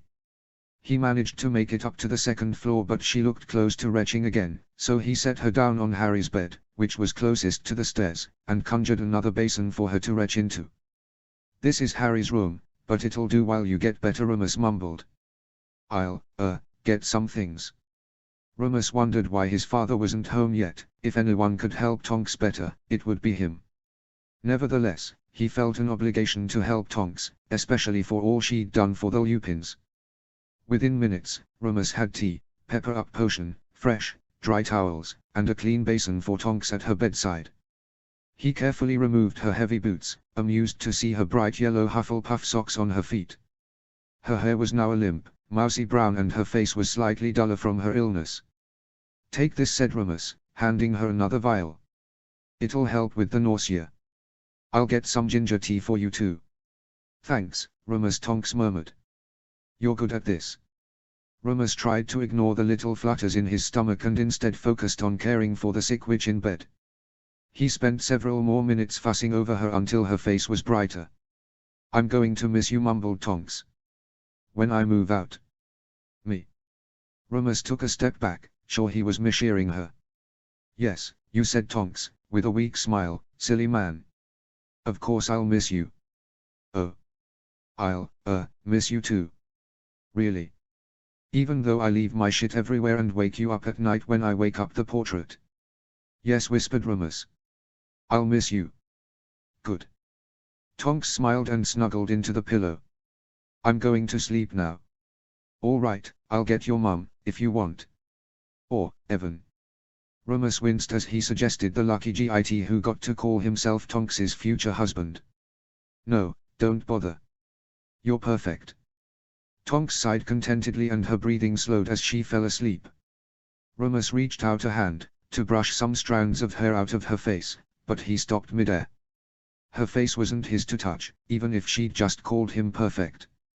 No one had ever said that about him, and he fought hard to keep his turbulent emotions at bay, knowing that someone else would marry her and he would still be alone. Chapter 19, Research. Notes. As always, entire quotes or passages in italics are directly from Cos and not my writing. I try to keep that to a minimum. Chapter text. What did they say, Harry? Asked Ron, through a mouthful of bacon. About the trial. Would you close your mouth when you eat? Snapped Hermione. It's rude to eat and talk. Ron gave her a nasty glare and chewed exaggeratedly to annoy her. Harry fought the urge to roll his eyes at them for their bickering. Remus says I can't go to the trial, even if there's a monster on the loose here, Harry said dejectedly. Neither trial, unless it's over the Easter holidays. He says my education should come first. He's not wrong, Hermione said bossily. You should be worrying about your potions marks. Why should he worry about potions when my rat turned out to be a raving, murdering lunatic and his godfather's innocent? Bigger problems, Ron said dismissively. Not to mention that heir of Slytherin bit, grumbled Harry, while glaring in Malfoy's direction. Despite their many attempts at getting the truth out of Malfoy over the Christmas holidays by any means but Polyjuice Potion, they were no closer to finding the heir of Slytherin than they were to figuring out what monster lay within, other than its ability to speak Parseltongue and petrify people. Second years. Second years, this way. Professor Sprout called. Harry, Ron, and Hermione stood and joined their fellow second-year classmates. Their first class that morning was herbology and the entirety of the second-year class was taking it together. All classes had been rearranged so that they'd be split by year only, rather than by houses and years. It meant fewer, but longer classes, and no escape from the Slytherins. It was all done in the name of keeping the students together as much as possible and confined to their common rooms when they weren't in classes. Harry didn't like the security measures at all. He didn't think it was bad as living with the Dursleys if he had them to come home to in the summers now, he'd have gladly been petrified to avoid them. However, the castle was less joyful than it used to be. He regretted not coming home for Christmas. He was sure he could have invited Ron and Hermione to stay at Grimmauld Place and they could have spent time in London or Diagon Alley, simply to be away from the castle. By the time lunch arrived, after 4 grueling hours of herbology and managing all the adolescent mandrakes, all second-year students were muddy, sweaty, and grimy. They had only an hour for lunch before spending 4 hours in defense against the dark arts with Lockhart. This was another effect of combining classes and holding fewer of them. Most of their classes were either doubled or even quadrupled in length. 4 hours with Lockhart was sure to be torture, but it would be even worse covered in mud and grime. The Hufflepuffs and Slytherins were able to stop by their common rooms and dormitories to freshen themselves up before the afternoon lessons, as their spaces were closer to the Great Hall. The Gryffindors and Ravenclaws, whose common rooms were up in towers, resorted to the bathrooms of the Great Hall to clean themselves. "Let's go up to the second floor," suggested Harry quietly. He needed to relieve himself in addition to cleaning himself off, and standing around wasn't doing anything to help him. Myrtle's bathroom. No one's going to be there. I'm not getting up every morning for another 3 weeks to clean toilets again, Ron said sourly. No. The line for the girls' toilet was even longer than the boys', and Hermione looked as if she needed to use a toilet, too. She chewed on her lower lip and glanced up the stairs. Fine, Hermione sighed. I'll keep an eye on the door. You two go in first. I'm staying here, Ron said resolutely. Harry was already on his way to the stairs to get to the second floor. Hermione followed until it was just the two of them in the passageway. Be quick, Hermione said impatiently, while standing outside the door that continued to read out of order. Harry rushed into the bathroom and went to the first available stall to relieve himself. To his unfortunate surprise, he found the toilet was already occupied by Myrtle, who was sobbing about a book being thrown at her. "Come to throw a book at me," she wailed. "No, why would I?" said Harry exasperatedly. "He just needed to use the loo." "Don't ask me," Myrtle shouted, emerging with a wave of yet more water, which splashed onto the already sopping floor. "Here I am, minding my own business, and someone thinks it's funny to throw a book at me." Harry was ready to retort that it wouldn't matter, seeing as she couldn't feel it, but he was too engrossed in his own body's needs. He slammed the stall door behind him and went to the next available one to relieve himself. "Boys are disgusting," said Myrtle miserably, while she sniffed at Harry. "Oh! Back off!" Harry shouted.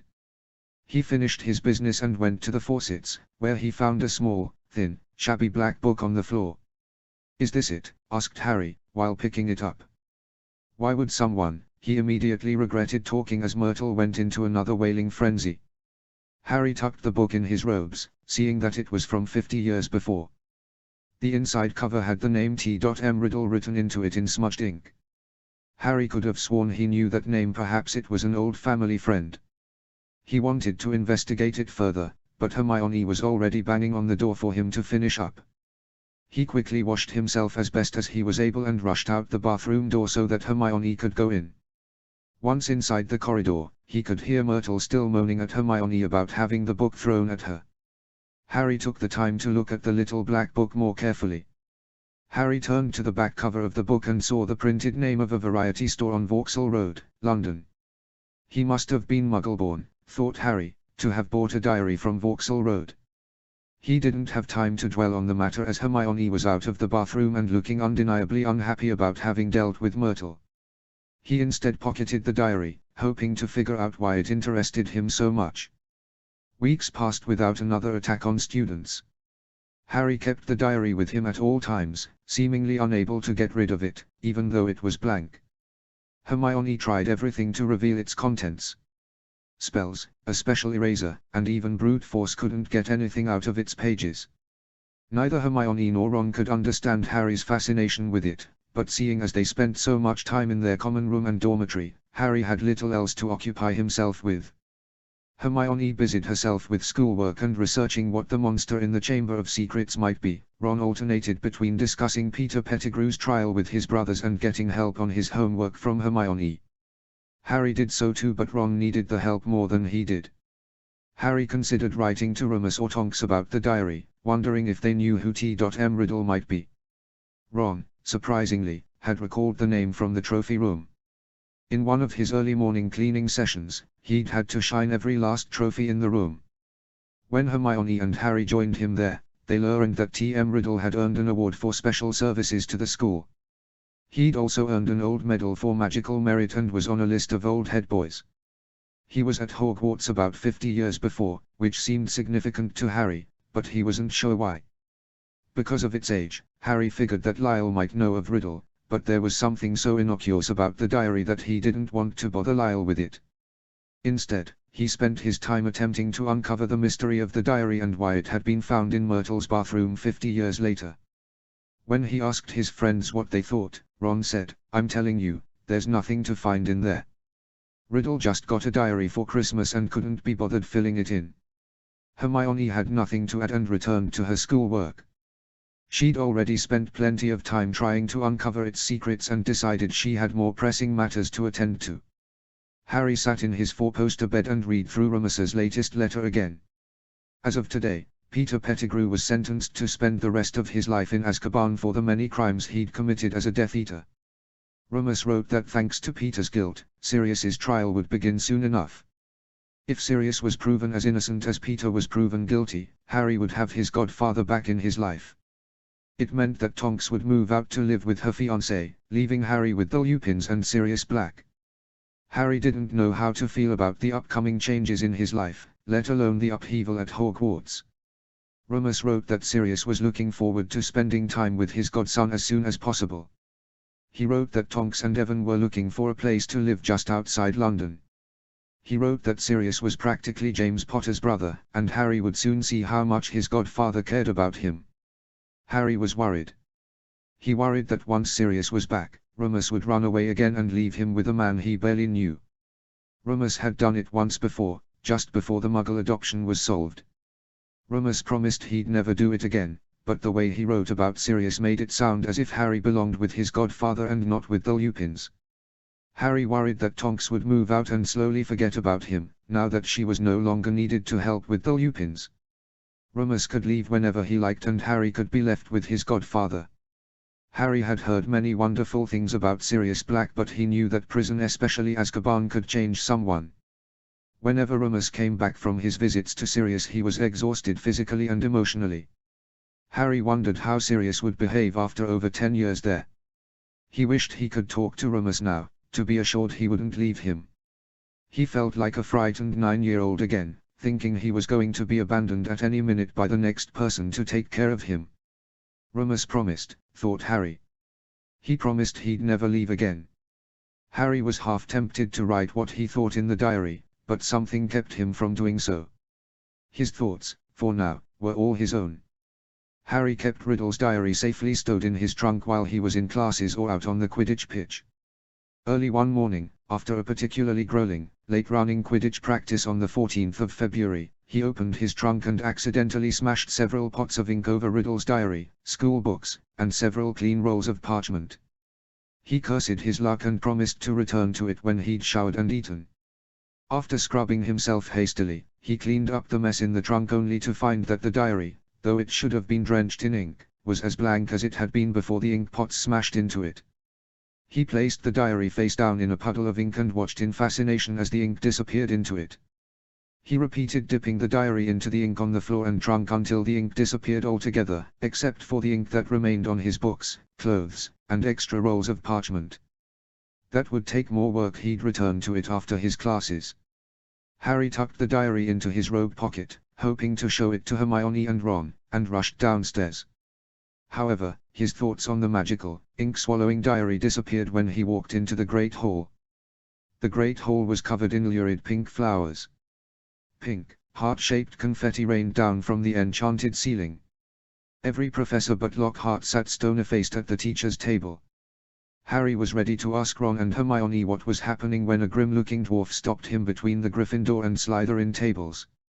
"Oh, you! Harry Potter!" Harry grew hot with shame instantly. He was in the middle of the Great Hall and people were already starting to stare. "I've got a musical message to deliver to Harry Potter in person," the dwarf said, twanging his harp in a threatening sort of way. "Not here," Harry hissed, trying to escape. "Stay still," grunted the dwarf.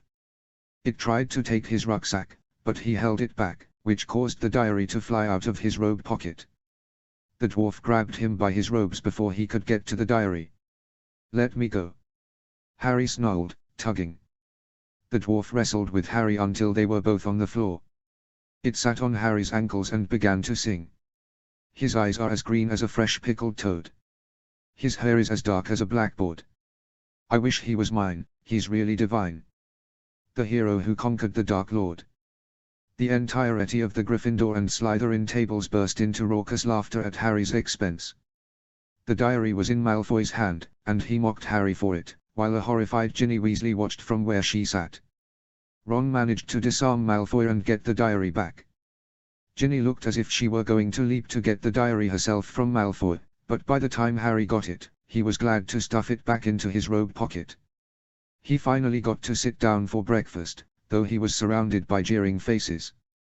"Who sent me that rubbish?" Harry said irritably. "Bloody dwarf." Hermione elbowed him in the side and nodded in Ginny's direction. She was teary-eyed, red-faced, and staring in open-mouthed terror at him. Harry realized a moment too late that she'd been the one to send the offending Valentine and she'd heard every word he said. "Ginny," began Harry, but she burst into tears and ran off from the Great Hall up to the second floor. Harry got up to follow her but Ron tugged his robes. "No, Harry. She just needs time alone." "But I'll talk to her later, okay?" Hermione said reassuringly. "Now let's get ready for charms." Harry scarfed down his breakfast and felt for the diary in his pocket. It was still there, and despite the incredibly embarrassing morning he'd had and the incident with Ginny, his thoughts returned to the ink-swallowing pages. He had an experiment to run with the diary that night, and no one was going to stop him. Harry was in a daze. He'd just spent Merlin knew how long writing into the diary, only to find out that Hagrid originally opened the Chamber of Secrets 50 years before. Something didn't quite add up, as Hagrid was nowhere near Hogwarts School of Witchcraft and Wizardry. He was expected back from Azkaban in a month's time, but the attacks on students started on Halloween. Harry had a sneaking suspicion that Tom Riddle was lying or had caught the wrong person. He took his quill and went back to the diary to speak to Tom again. He didn't believe Hagrid capable of opening the chamber from miles away. Nor did he think the creature from the vision could speak Parseltongue. What Harry saw was a vast, low-slung, hairy body and a tangle of black legs, a gleam of many eyes and a pair of razor-sharp pincers. No creature that looked like that could speak Parseltongue, could it? Harry put his quill in the ink pot and wrote into the diary. "You're wrong. It can't have been Hagrid," Harry scrawled, blotting the page in his anger. "Of course it was Hagrid. I just showed you." "Hagrid couldn't have opened it," Harry wrote quickly. "He's nowhere near Hogwarts." Tom took his time in replying. After a minute of waiting, the ink appeared. "Hagrid can control the beast in a way others cannot. He can control it from Azkaban." Harry wrote angrily. "That's not possible." Harry didn't wait for Tom to reply before writing further. "The beast you showed me had many legs.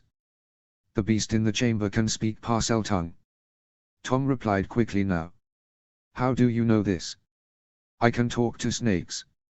When Dumbledore asked me to repeat what I heard from the walls, it came out in Parseltongue," Harry wrote. His hand hurt, but he had to get his thoughts out. "Whatever is inside the chamber can speak Parseltongue, but it can't be an ordinary snake." "You are mistaken." "No, I'm not," Harry scribbled, his temper flaring again. "I can speak to snakes. That's what I heard." "You're the one who's wrong. It's not like you could hear the monster, if you thought it was that hairy thing. You are angry." "There is no need to be angry, Harry Potter. What you have heard is not true. I was a good student, a head boy, and I wouldn't lead you astray. I'm taking you to my friend. She's an Auror. She'll know what to do," Harry wrote. As soon as Harry lifted the quill, something felt very odd and his scar burned with white-hot pain. He screamed and clutched at his forehead until he lost consciousness. "Harry! Harry!" Ron shook Harry awake. "You were screaming. What's wrong?" "The diary," gasped Harry. "Where is it?" "In our dormitory. You were sleepwalking and screaming, and now you're here." Harry glanced up to find himself in the Gryffindor boys' bathroom.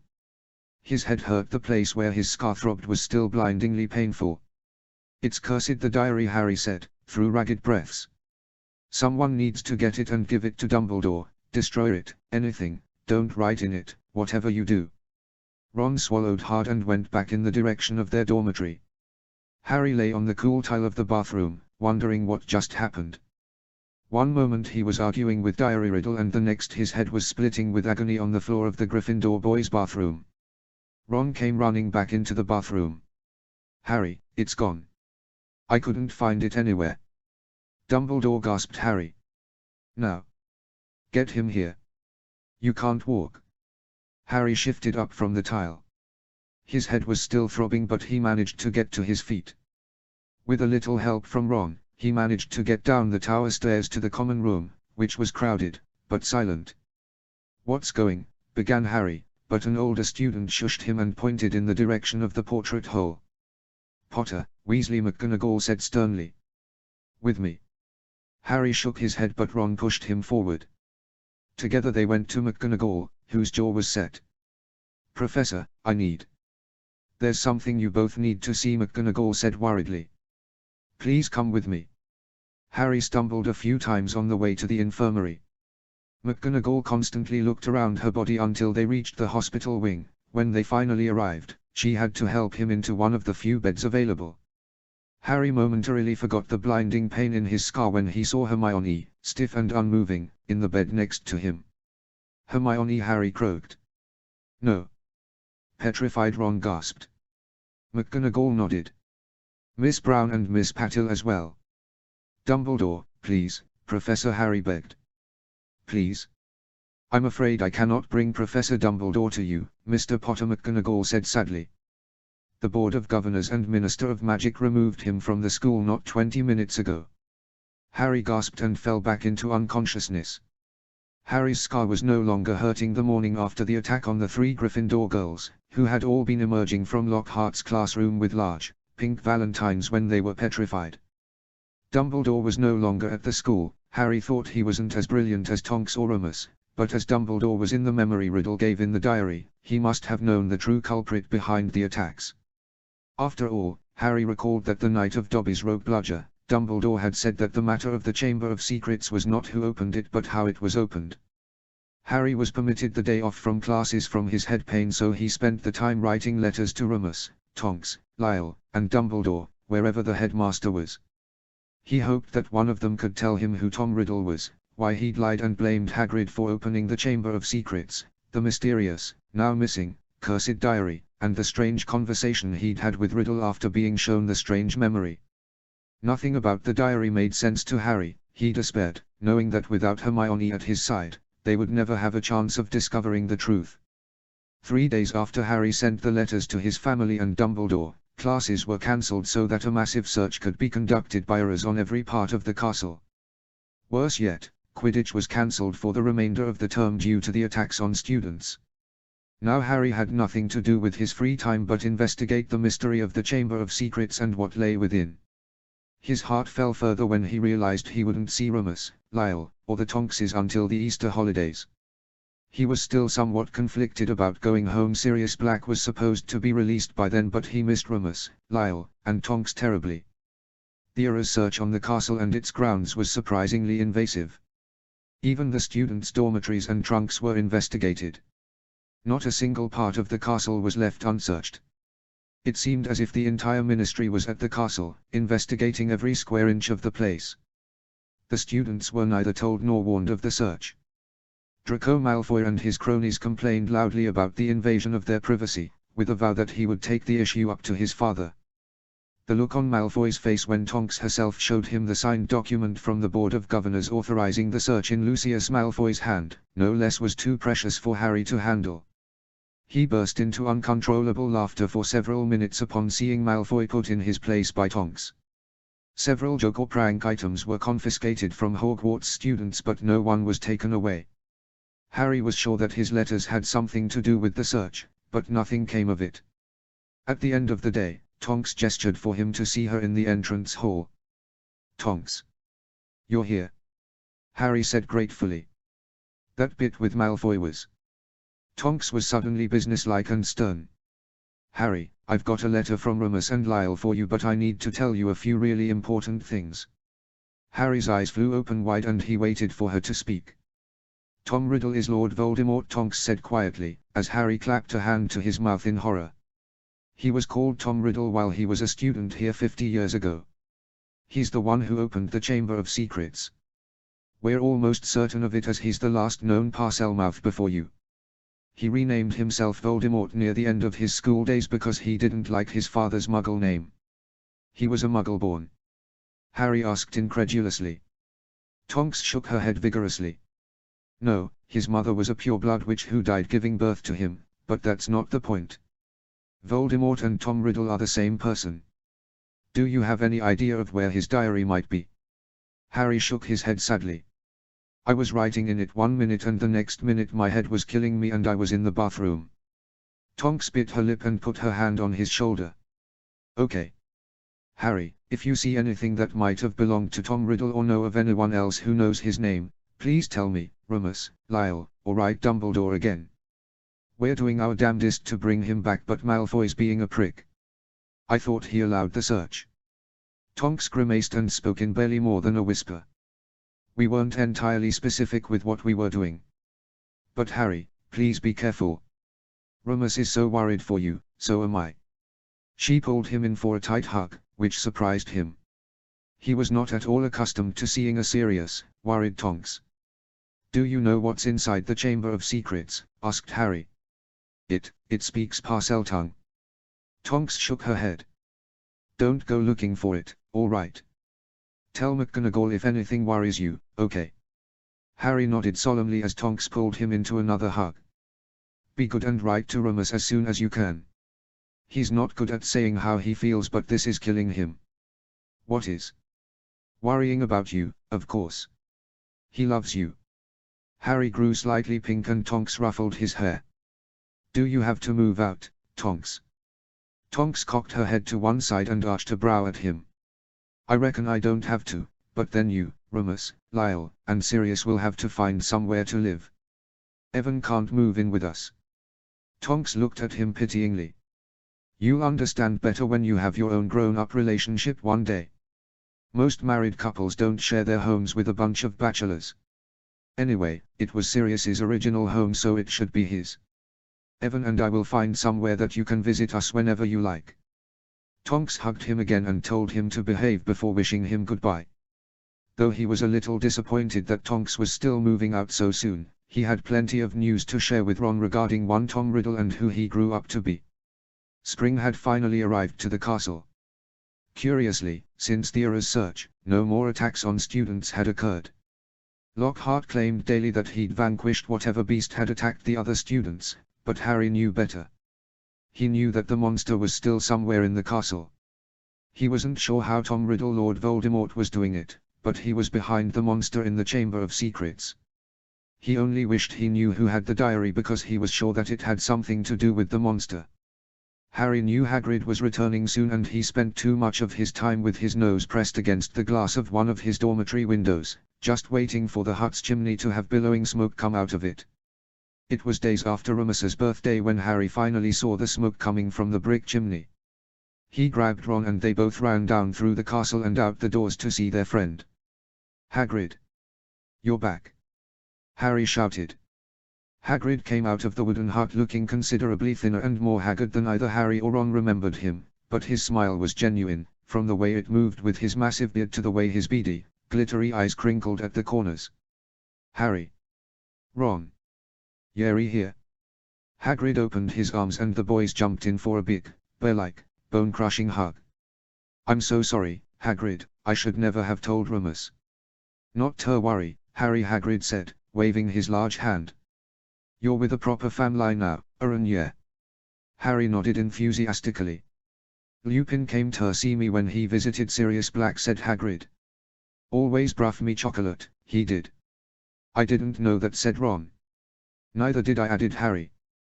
Hagrid chuckled and welcomed them back inside his hut, which was cozy and warm as ever. In the next several minutes, Harry and Ron quickly told Hagrid everything they'd learned about the Chamber of Secrets, Tom Riddle, the diary, and most importantly, the memory that framed Hagrid for the crime. Hagrid was speechless by the time they finished telling him everything they knew. Do you know the girl, Hagrid? The one that died? Harry asked breathlessly. I didn't get her name from the diary. A girl called Myrtle, Hagrid said gruffly. It wasn't me who did it to her. Myrtle. As in, moaning Myrtle. Ron said, gobsmacked.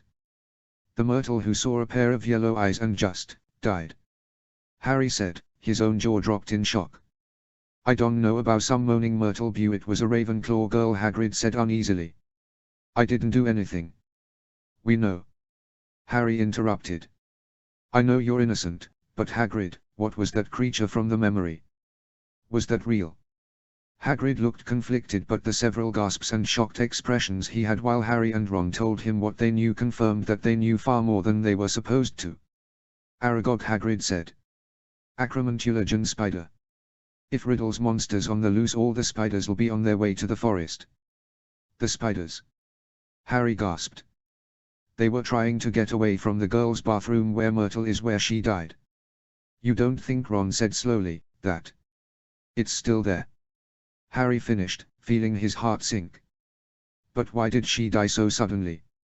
Hagrid, you wouldn't know of any creature that spiders are afraid of, would you? Harry asked. Hagrid shook his head. I could take you both to Aragog, Hagrid offered. He's in the forest. Where the other giant spiders are. Ron said, turning a delicate shade of green. No thanks. Harry sat at the edge of his seat, holding his inedible rock cake in hand. "Could you ask him for us, Hagrid? Please?" "I'll write here when I know," Hagrid said, after a long silence. His eyes grew wide and he almost shouted, "You shouldn't be here. Got to get you to the castle." "Thanks, Hagrid," Harry said brightly, on their way out of his hut. "It's good to have you back. Look. More spiders." He pointed to a line of large spiders crawling rapidly into the forest. Ron whimpered and tugged on Harry's robes. They waved goodbye and ran up to the castle in higher spirits. It was good to have their biggest friend back where he belonged. Harry's heart soared upon seeing Hedwig bring him a note written in Hagrid's scrawly handwriting. He elbowed Ron and showed him the note, which had a single word written on it, Basilisk. "What on earth is that?" said Ron. "A basilisk." "Wait, Hagrid's not the best at spelling," Harry whispered. He thought hard until he recalled seeing a similar word at the reptile house once. "A lizard. A basilisk. We need Hermione," Ron groaned. "She would know what to do." Harry thought hard again and slapped his palm against his forehead. "The library, that's what she would do. We've got to ask Madam Pince for books on magical creatures." Ron nodded in agreement. "We've got the afternoon off, but what if the book's in the restricted section?" "Just ask Lockhart for an autograph," Harry muttered. "He'll sign anything if you smile enough, I reckon." Ron burst into laughter just as Professor Snape rounded the corner to take all the second-year students to their 4-hour-long potions lesson. They were going to find out exactly what the basilisk was and how to defeat it. "Bloody hell," Ron said, gaping at the page. "How?" Harry reread the entry. Almost everything about the basilisk fit except the manner of its traveling through the school to attack students and the fact that the students weren't dead, only petrified. "Of the many fearsome beasts and monsters that roam our land, there is none more curious or more deadly than the basilisk, known also as the King of Serpents. This snake, which may reach gigantic size and live many hundreds of years, is born from a chicken's egg, hatched beneath a toad. Its methods of killing are most wondrous, for aside from its deadly and venomous fangs, the basilisk has a murderous stare, and all who are fixed with the beam of its eye shall suffer instant death. Spiders flee before the basilisk, for it is their mortal enemy, and the basilisk flees only from the crowing of the rooster, which is fatal to it." "That spider friend of Hagrid's is wrong," Ron said, shaking his head. "They only think it's a basilisk because they are fleeing from it." "But look," Harry countered, "its stare kills." Myrtle said she saw a pair of eyes and died. He frowned in front of the book, racking his brains for a solution. Nothing else made sense but a giant snake. If Salazar Slytherin put in the Chamber of Secrets with a killer monster, it would be a snake. "I'm going to write some letters," Harry decided. "I reckon someone's got to know what to do. We should ask Hagrid to get roosters, too." "Where's he going to put them?" asked Ron.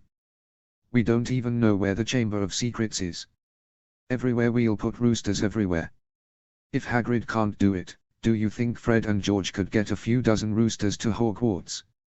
"As long as you say it's a prank, they'll do anything," Ron said, as a smile grew on his face, "no questions asked." Harry very much liked the sound of that. Chapter 20, Decisions. Notes. This chapter is from Tonks's perspective. I'd been thinking about writing one from her POV for a little while, but when a Tumblr reader suggested it, I decided to write it. Enjoy. 2 more chapters to be posted tomorrow. Chapter text. Roosters. Roosters. Roosters. "I'm not saying it again," Remus said, amused. Harry, Ron, Fred, and George somehow got their hands on almost 100 roosters and let them loose in the castle. "Why?" "Read the letter." Remus handed Tonks Harry's latest letter for her to read. "Dear Remus and Lyle. I got detention with Ron, Fred, and George.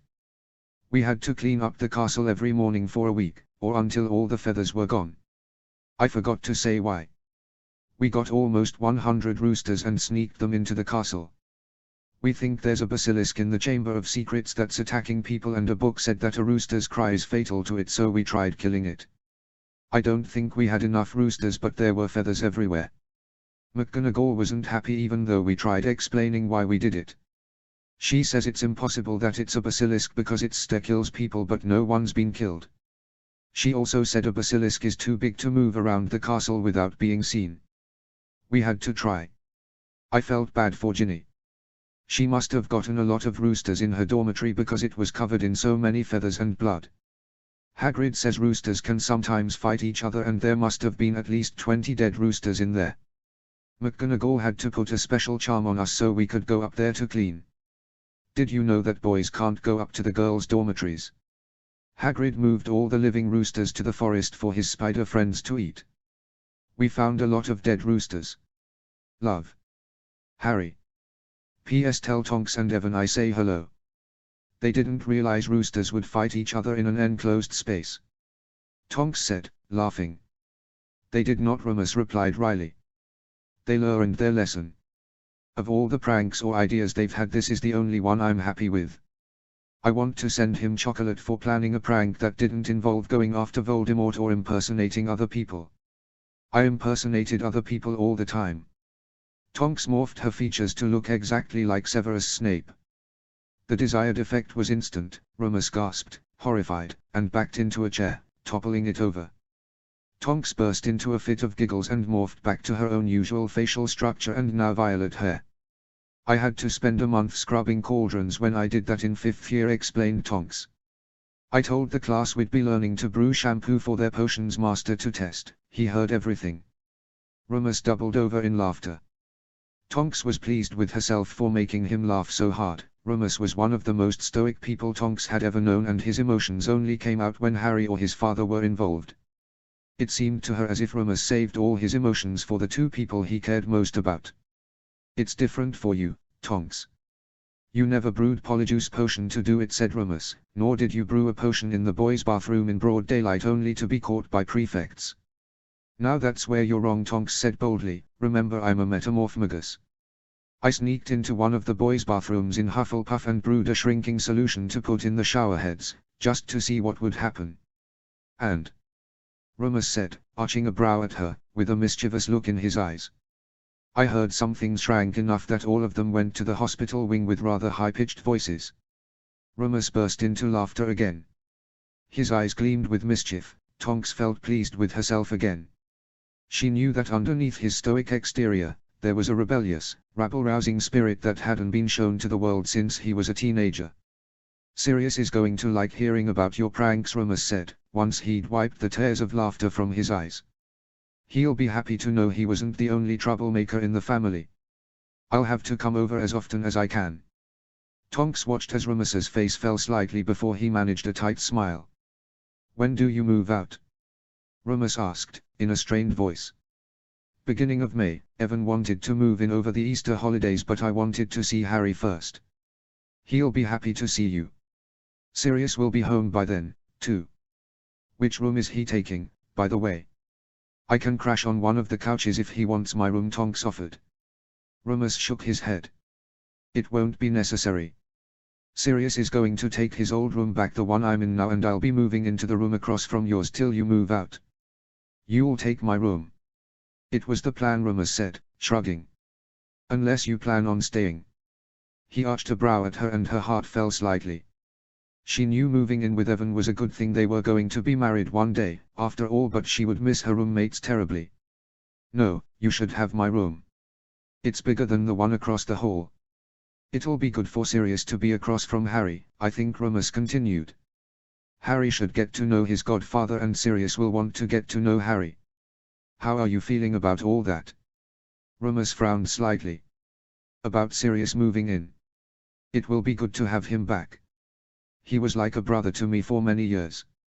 You don't have to hold anything back, you know, Tonks said impatiently. You can have feelings, remember. There's no need to worry about me, Tonks. I'll be fine. You know you can talk to me about anything, yeah? Tonks offered. We're friends. That's what friends are for. If I had something to talk about, I would. He glanced over at the clock and sighed. It's time for me to go to work, anyway. Those books won't sell themselves. I finally got around to reading that book you got me for my birthday a while back, Tonks said softly. The Alchemist. It was really good, I liked it. Did you? Remus said, surprised, but smiling. You will never be able to escape from your heart. So it's better to listen to what it has to say, Tonks repeated, recalling one of her favorite lines in the book. You'd do well to follow the same advice, I think. She smiled at him as he blushed lightly. Every so often she was able to catch him blushing, which was one of the most endearing sights from a man who kept his feelings hidden so well. My heart says I need to go to work, so that's what I'll do. I hope you have a nice day, Tonks. I'll see you when you come home. Rumors smiled at her again and nodded before going upstairs to get ready for his shift at the bookshop.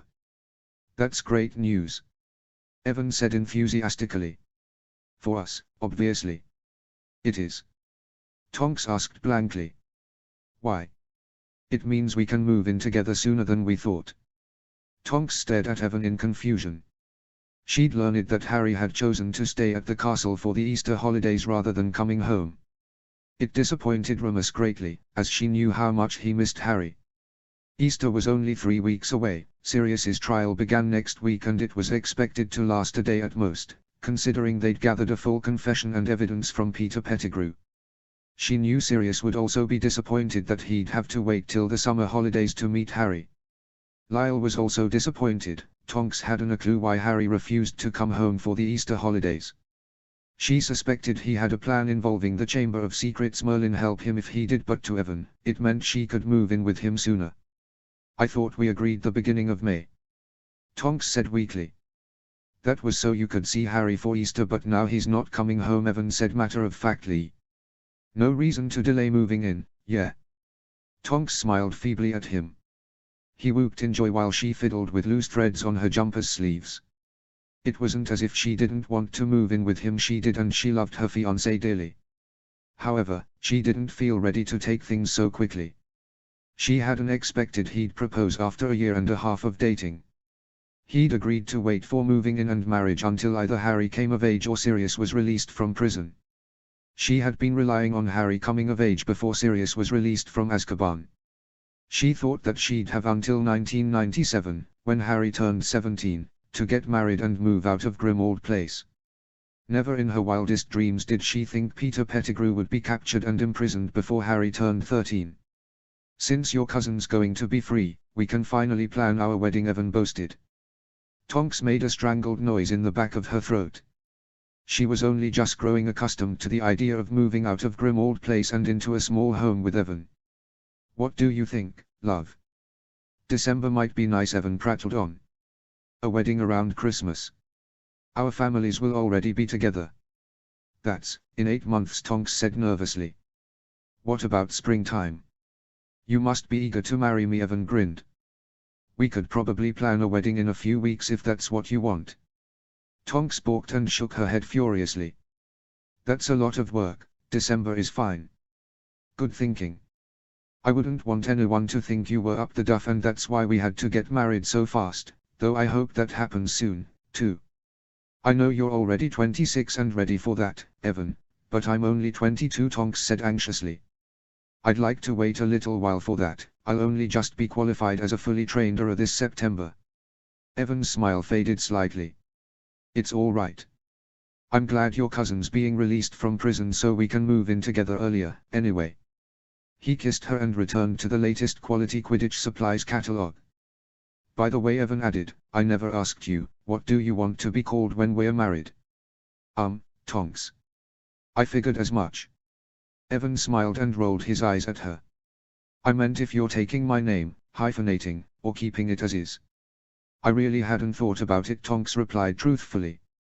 Everyone calls me Tonks but my parents. Do you have a preference? As long as you're my wife, I don't care, said Evan. It's up to you. I'll think on it, but could we talk about something else right now? Evan frowned at her and she patted his cheek affectionately. I'm worried about this week with Sirius's trial, she lied. What if it goes wrong? While Evan prattled on about the impossibility that Sirius would still be found guilty, Tonks's thoughts drifted toward her future. She wanted to marry Evan, she did, just not yet. She wanted to move in with him and live with her fiancé, just not yet. She didn't want to hurt his feelings, either, and so she let him talk himself hoarse while she figured out a way to delay their marriage for a few more months. Lyle, you were married for a while, weren't you? Asked Tonks.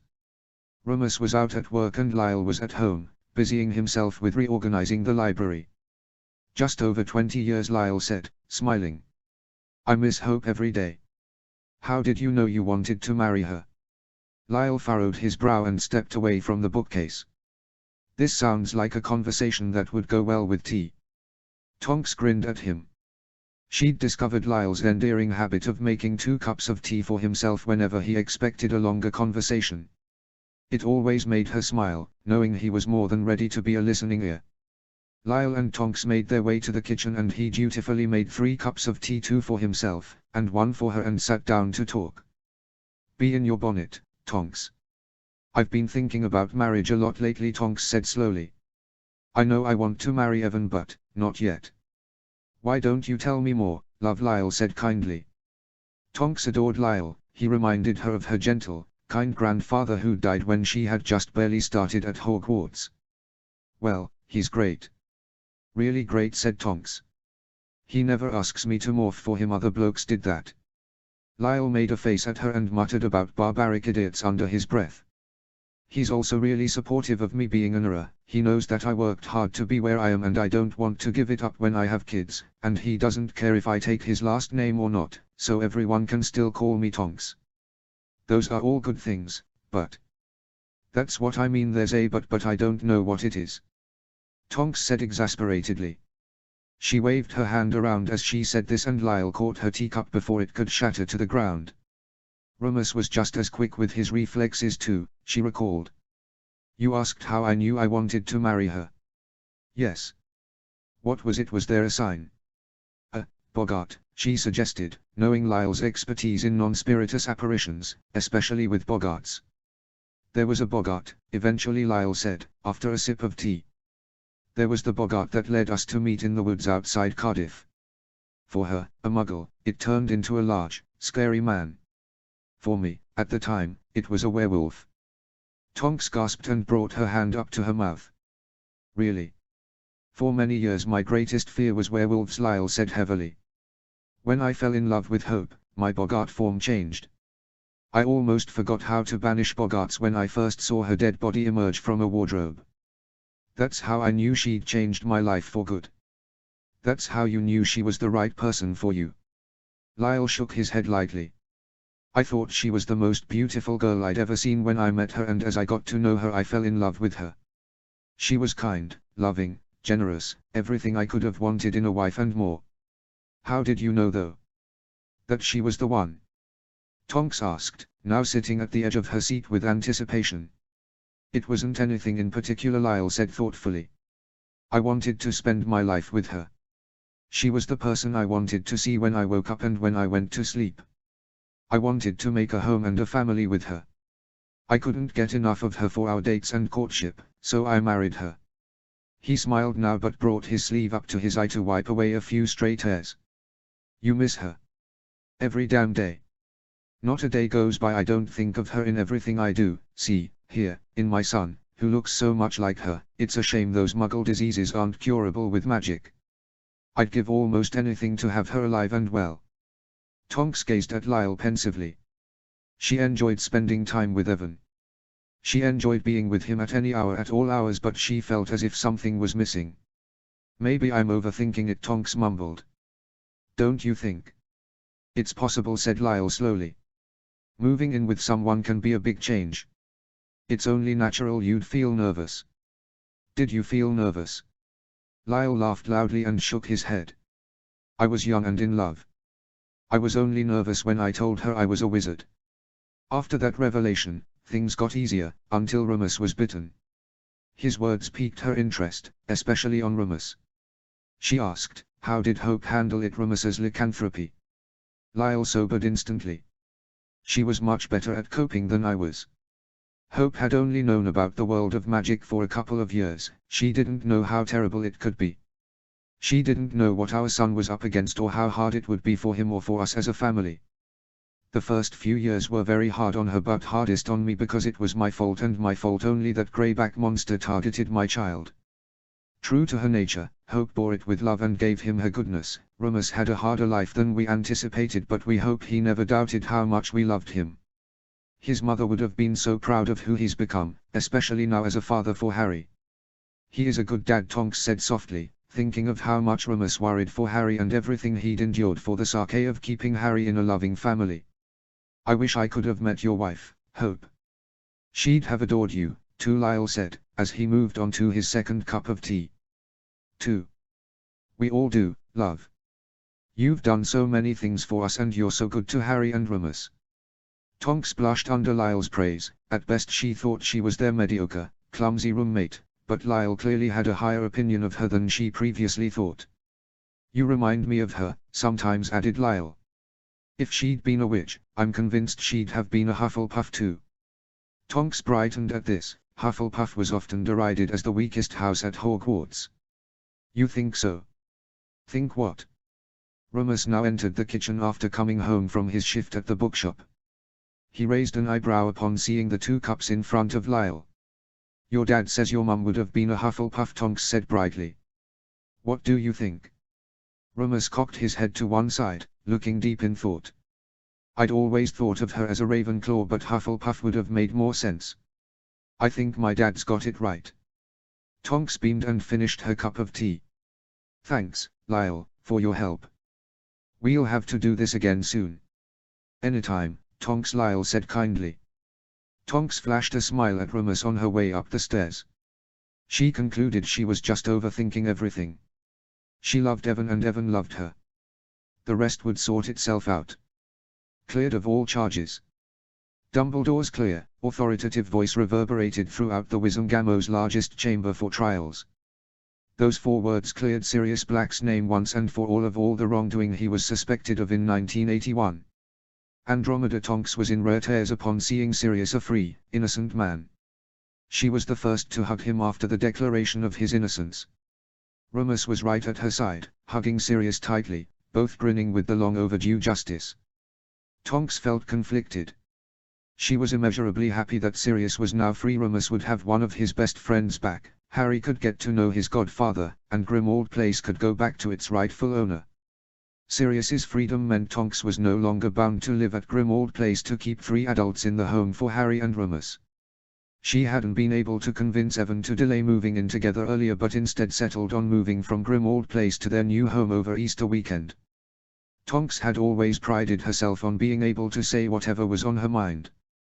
She didn't hesitate to tell Remus off when he'd been a dumbass the summer he adopted Harry, or the many times he'd been a dumbass over the years, as the man had almost no self-confidence. But there was something about Evan that made it hard for her to tell him exactly what was on her mind. Perhaps she had more trouble thinking of disappointing Evan because they'd be married one day. Tonks wondered, as she packed another trunk full of her things to move ahead of time. She was now in her room at Grimmauld Place, the one Remus would occupy after she moved out, and found herself already missing the house, haunted as it was. If she were honest with herself, she'd admit she would miss the house's residents even more. Remus, Sirius, and Lyle promised their door would always be open for her, should she visit or stop by to see them or Harry. It just didn't feel the same to Tonks to stop by when she could easily pop to the kitchen to see Remus or Lyle with a cup of tea, or Remus in the library, hunched over yet another book. Tonks already felt jealous of Remus getting to spend so much time with Harry, Sirius, and Lyle once Harry was home for the holidays. She was hoping to see how Sirius and Harry bonded and even join in on pranking Sirius and Remus together with Harry. None of that would happen, however, as she remembered that she would be living with Evan in a few weeks' time. She promised herself she'd come by at least once a week to see them all. She heard laughter from the other end of the corridor. Remus was settling into his temporary room so Sirius could have his old room back, and the 2 were laughing about something. Remus laughed so much when Sirius was with him. It warmed Tonks's heart, knowing that Remus would have one of his best boyhood friends as a roommate and co-parent for Harry. Tonks heard footsteps coming down the corridor towards her room. Her door was closed, but she could still hear voices as they reached the end of the hallway. "Or else what?" asked Sirius, with a hint of amusement in his voice. "I dunno," replied Remus. She didn't say anything else. Tonks heard the sound of the door across the corridor opening and 2 sets of coughs. "Blimey, you didn't have time to work on this room." Sirius coughed loudly. "I didn't think she'd be moving out so soon," said Remus. But she's set on moving out next week, so I didn't have enough time to get to this room. Did it belong to anyone in particular? Grandmother Irma might have died here. Great-great-grandmother Violetta definitely died here. What's another haunted room? Rumus said wryly. Looks like we've got a Bogart there. Want me to take it? Is it still the moon? Something clicked and Sirius yelped.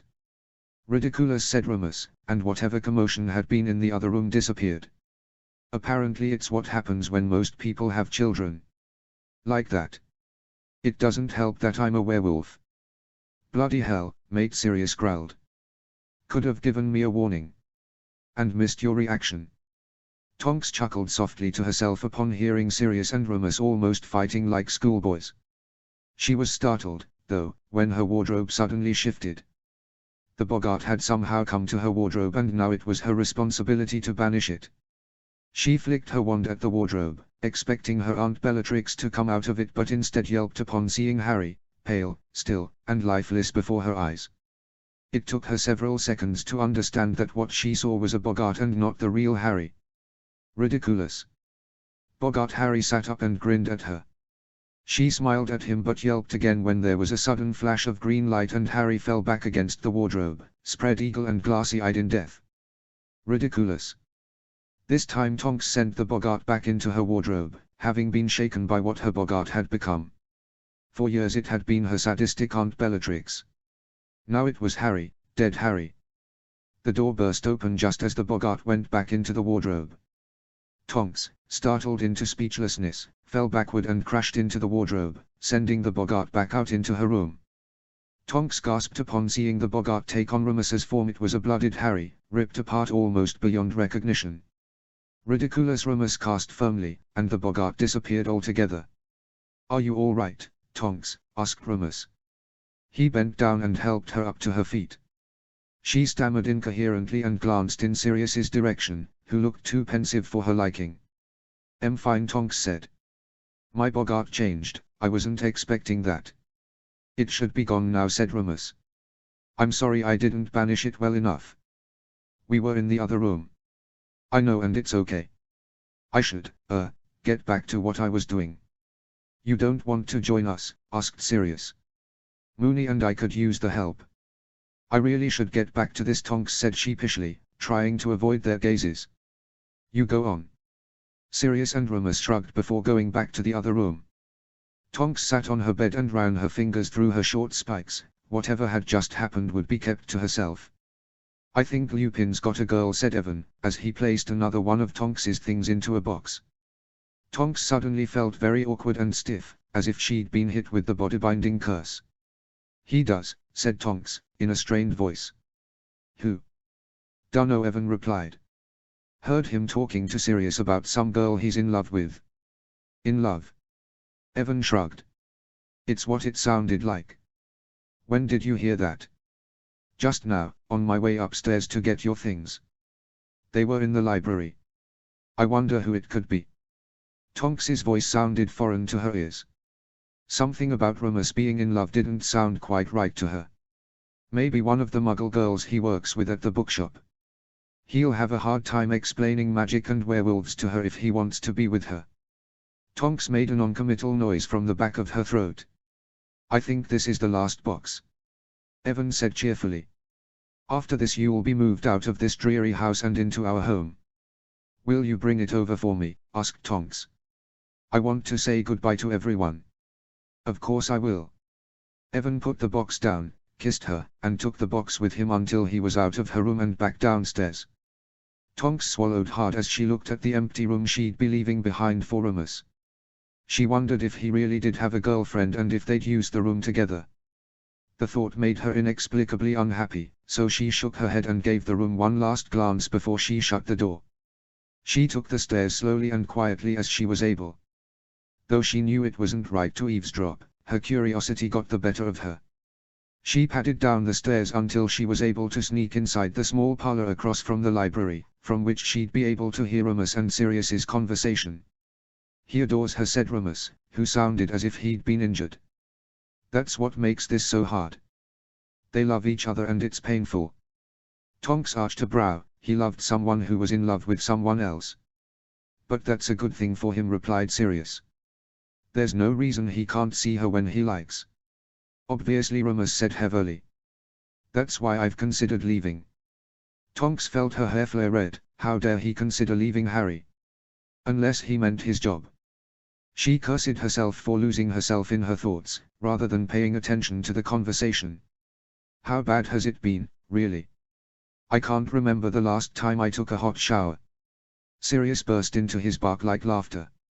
Of all the ones you could have picked, you had to go with an unavailable witch. I don't need the reminder, asshole. Tetchy as ever, I see. You would be too if you were me. You don't want to play the who's suffered more game with me, Moony. I'd win, Remus muttered. Over a decade in Azkaban, or almost 3 decades of lycanthropy. Obviously mine is worse. But you didn't have to grow up with my mother, countered Sirius. Or shall I wake her to remind you? We're both pathetic sods, then.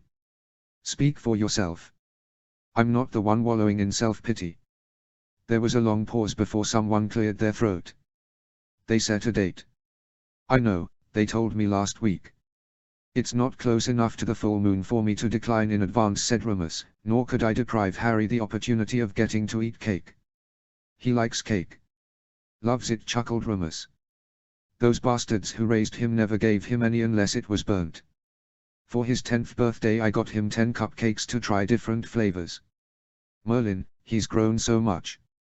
I wish he'd come home for Easter, murmured Sirius. You don't think he's avoiding me, do you? He's got no reason to avoid you. I reckon he's planning something for Easter. He and his friends set roosters loose a few weeks ago. Maybe now it'll be chicks. Good for him, laughed Sirius. Minerva must have her hands full. Tonks decided the two of them had concluded speaking about Remus's mystery love, so she strode into the library to say goodbye to them before she moved in with Evan. Tonks. Remus had a peculiar expression upon seeing her. Is it time for you to go? Yeah, Evan's expecting me. You'll come back to visit, won't you? Asked Sirius. Tonks nodded. Of course I will. Mum wants you to come see her, too. She glanced at Remus, who still wore a peculiar expression. I couldn't help but overhear earlier, Tonks said slowly. Remus's jaw dropped and he turned crimson. Sirius was grinning widely next to him and took a few swigs of fire-oo-hisky before settling back into his seat. What did you hear? Croaked Remus.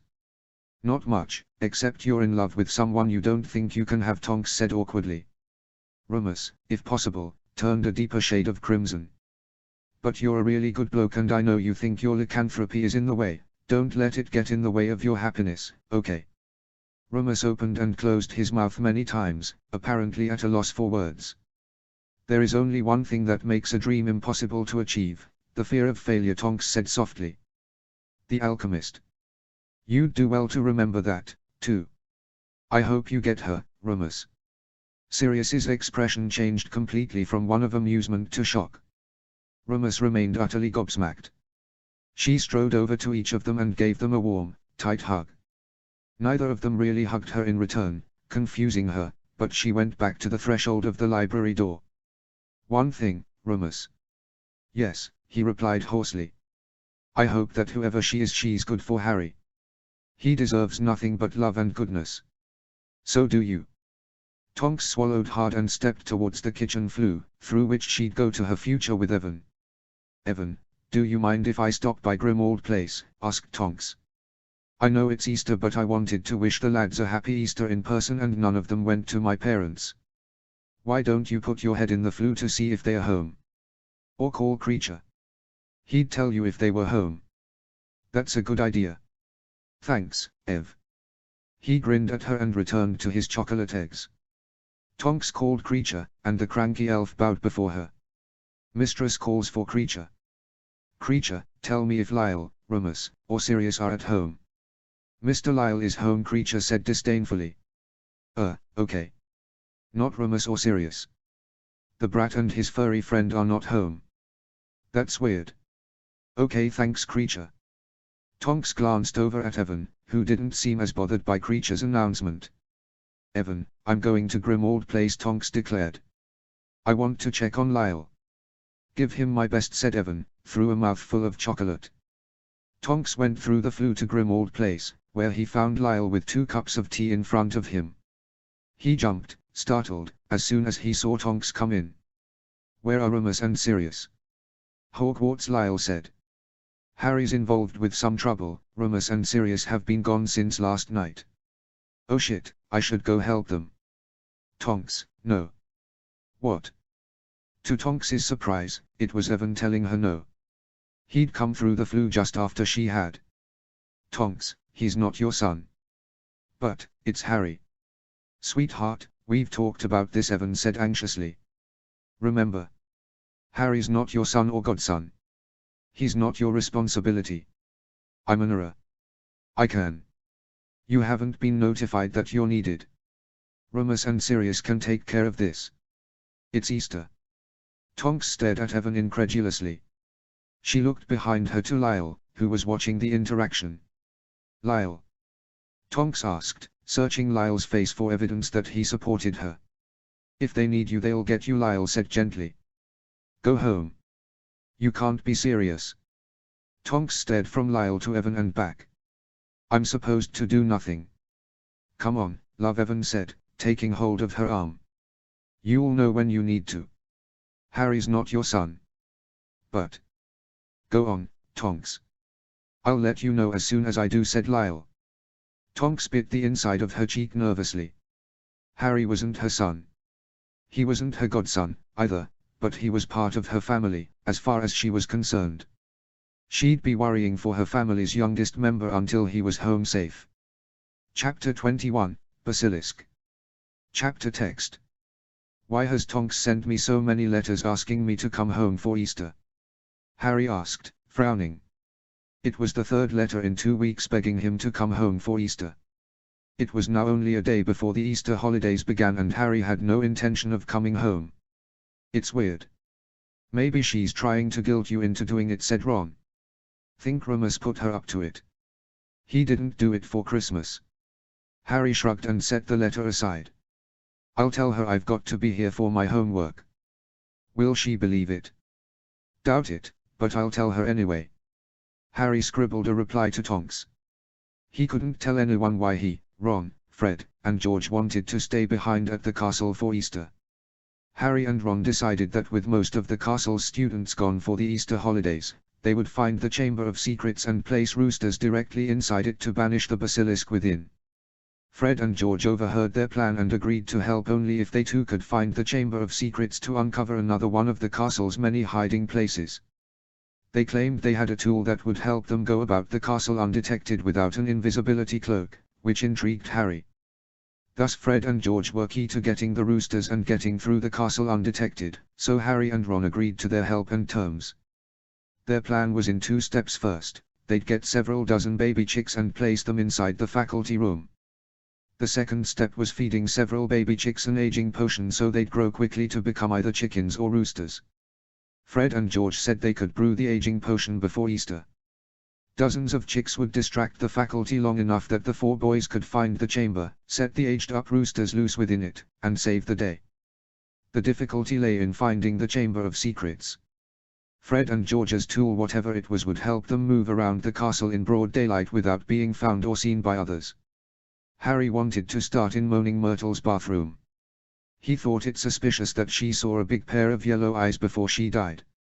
He thought it even more suspicious that she died at the same time that Hagrid and Voldemort went to school together, when the Chamber of Secrets was first opened. He was certain that she was the basilisk's victim, but how the basilisk was only petrifying people and not killing them mystified him. Things didn't add up, and he wanted to figure out what Moaning Myrtle's bathroom had to do with the Chamber of Secrets. It only frustrated him more that every week at least 2 students became petrified, despite the faculty's best efforts at keeping the students within their common rooms. Ginny had received detention for wandering out of bounds, to Percy's displeasure. He had admonished her until she burst into tears just a few days before. Fred and George retaliated by placing baby chick dung in his rucksack, for having guilted Ginny to tears. The day before the Easter holidays began dragged on. Harry had quadruple potions followed by quadruple defense against the dark arts. He almost wished the basilisk would arrive during his defense class, if only to get him out of the boredom. At long last, Ron and Harry joined Fred and George in the Gryffindor common room late that night. Most students were packing their things in their dormitories, which meant the castle corridors were sparsely populated. "You said the second-floor girls' bathroom," Fred said, arching a brow at Harry. "Really? I've got a good feeling about it," Harry replied. "Moaning Myrtle is the girl who died. She saw the basilisk. Maybe the basilisk has a friend that's petrifying people, or maybe it's got a baby that can petrify people because it's not fully grown yet. How are we going to get a basilisk out of the chamber if it kills us by looking at us?" Ron said nervously. "Only if we look at it in the eyes," Harry said firmly. "Just close your eyes." "What if that's why people are only petrified?" George suggested. "Do you think that's why Dumbledore put up all those mirrors?" "Because you can't look directly at it," added Fred. "Only petrified mirrors," George finished excitedly. He turned to Fred and said, "You thinking what I'm thinking?" The two of them dashed back in the direction of the boys' dormitories, leaving Harry and Ron looking at each other in confusion. "It does make sense," Harry said. "But Mrs. Norris can't have been looking into a mirror." "Or Filch," said Ron. "Unless, you think the water. The bathroom's always flooded," Harry shouted. "It's any reflection."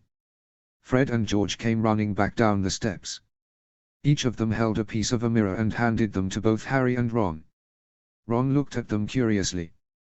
"Did you just ask us no questions and we shall tell you no lies, little brother?" Fred said airily. "Shall we?" Fred and George held up a very old-looking piece of parchment and consulted behind it for a few moments until they tapped their wands against it and put it in their pocket. "We'll take the long way there, through the third-floor corridor," George decided. "Keep those mirrors handy, lads." The four of them sneaked out of the Gryffindor common room. The fat lady had many things to tell them about misbehaving, and they set off through various corridors and passageways, half of which Harry and Ron had never seen before. Whatever was on that parchment, thought Harry, it was bloody useful for getting around the massive castle. At last they reached the second-floor corridor. Fred and George took their parchment out again, consulted it, and turned to Harry and Ron. "We'll be the lookouts," Fred whispered. "Go in and see if you find the chamber. We'll knock like this."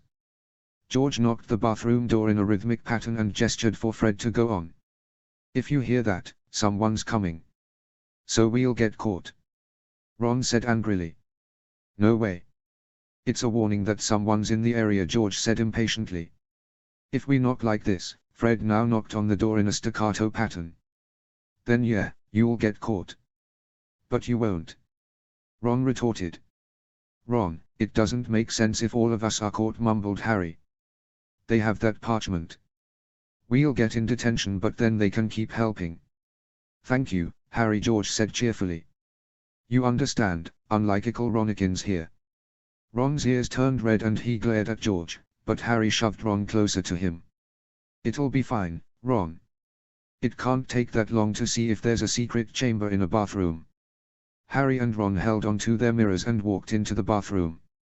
In the reflection, they saw that everything was in its proper place, including Moaning Myrtle, who was crying in the middle of the floor. "Hi Myrtle," Harry said awkwardly. "What do you want?" Myrtle wailed. "You shouldn't even be here." Do you remember your death?" said Harry. "You said the eyes came from the faucets." Myrtle instantly brightened, which took both Ron and Harry aback. "Oh yes, it was dreadful. A boy came in and made funny sounds, and then, I died." "That's got to be Riddle," Harry said. "The head boy," Myrtle said dreamily. "So handsome, but he didn't think I was pretty. All of those Slytherin boys were so cruel." She began wailing and crying again, her pock-marked, pearly face now glistened with ghostly tears. Ron looked as if he wanted to agree with Riddle, but Harry shot him a glare. "Okay, thank you Myrtle." Harry tried to keep his voice even as possible to avoid another tantrum. "Do you remember which faucet?" Myrtle shook her head. "How do you know it was Riddle? Does he have a son?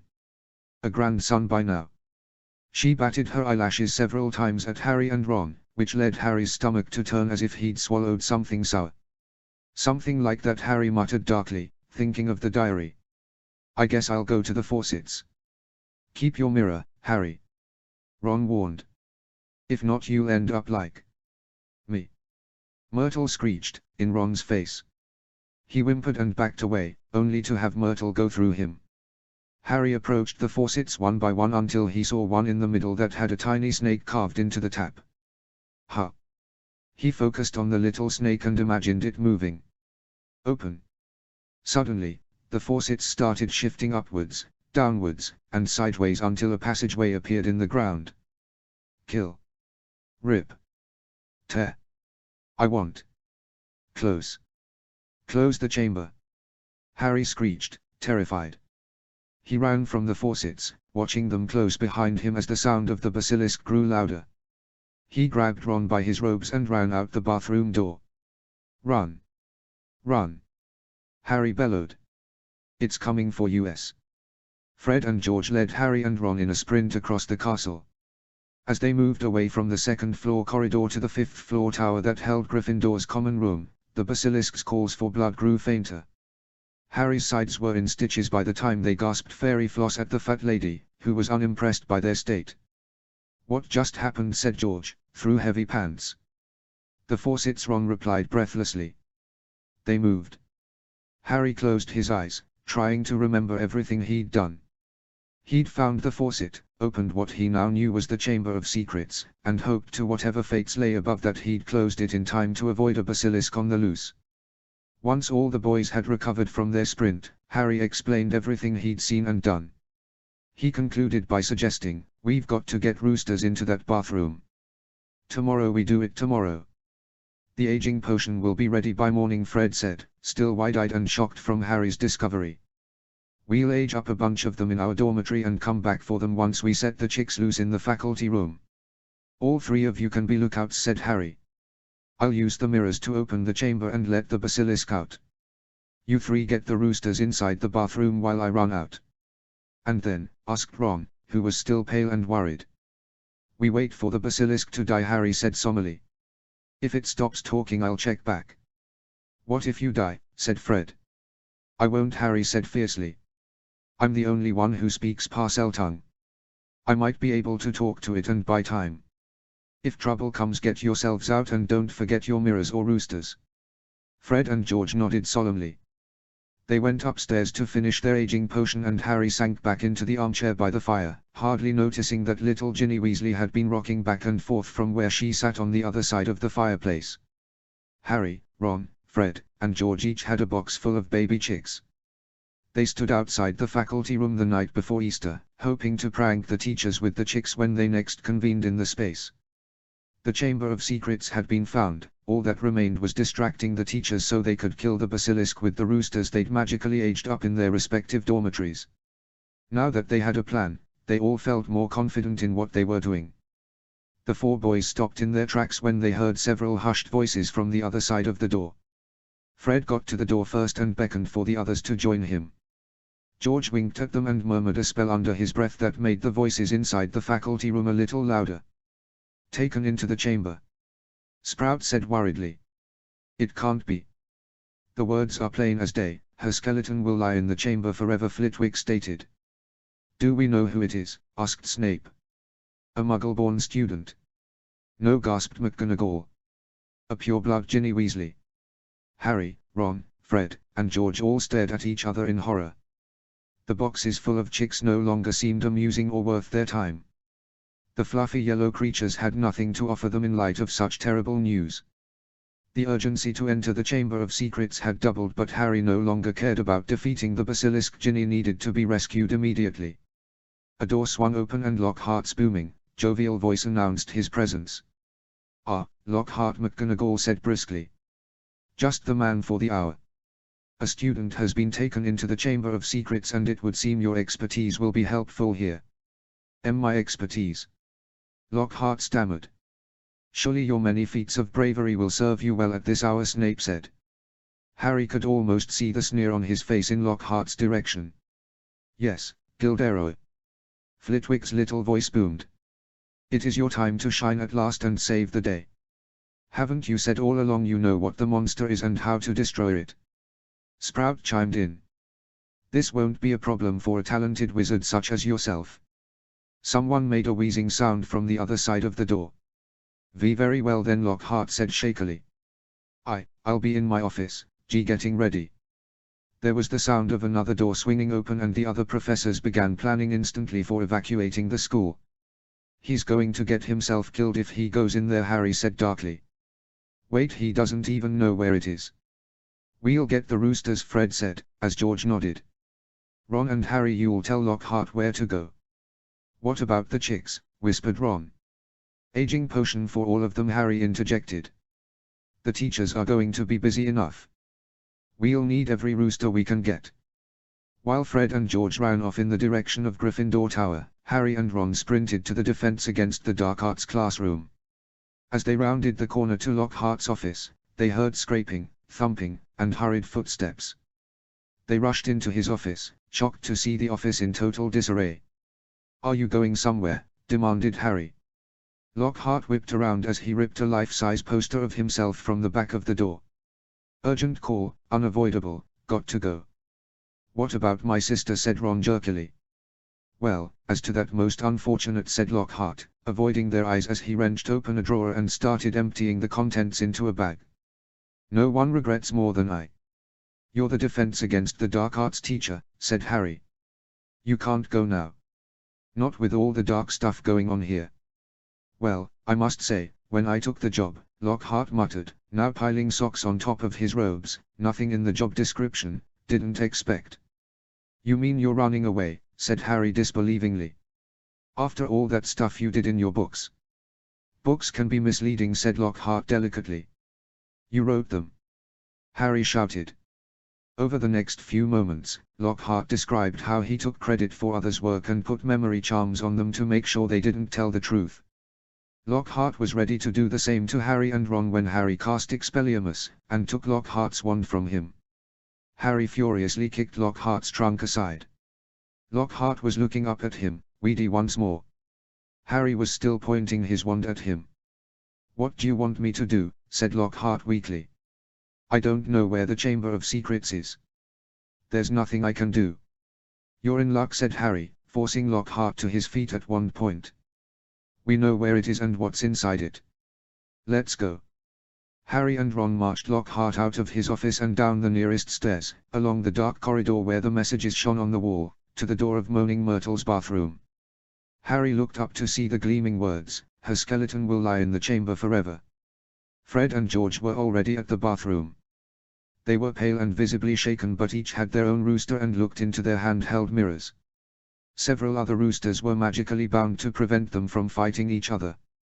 They were already angrily crowing and clawing at each other from where they stood. Ron, Lockhart, and I are going in now, Harry said, while keeping his gaze steady on his own mirror. I'll open the chamber. Ron, get a rooster and a mirror. Get in a stall and don't look anywhere.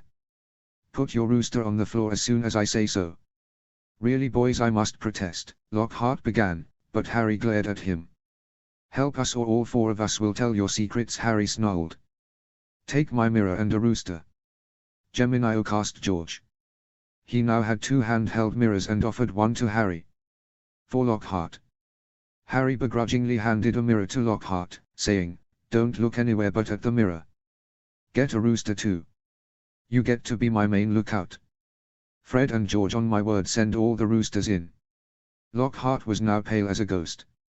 Harry took an angry rooster under his arm and kicked the door of the bathroom in.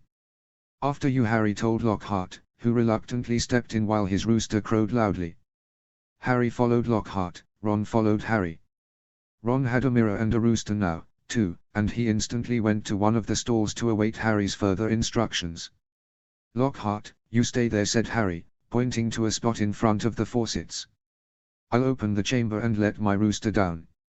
I'll hear for the basilisk and let you know if it's coming from one of the stalls. Don't look the basilisk in the eye. Let the rooster crow and you'll be fine. You, a new friend I see, Myrtle said, batting her eyelashes at Lockhart. Are you here to help, Harry? She sidled up to Lockhart's shoulder and rested her pearlescent head there. If you die, there's always room for you in my U-bend. Lockhart whimpered loudly, but Harry had no sympathy for the man after he took so many others' stories for his own gain.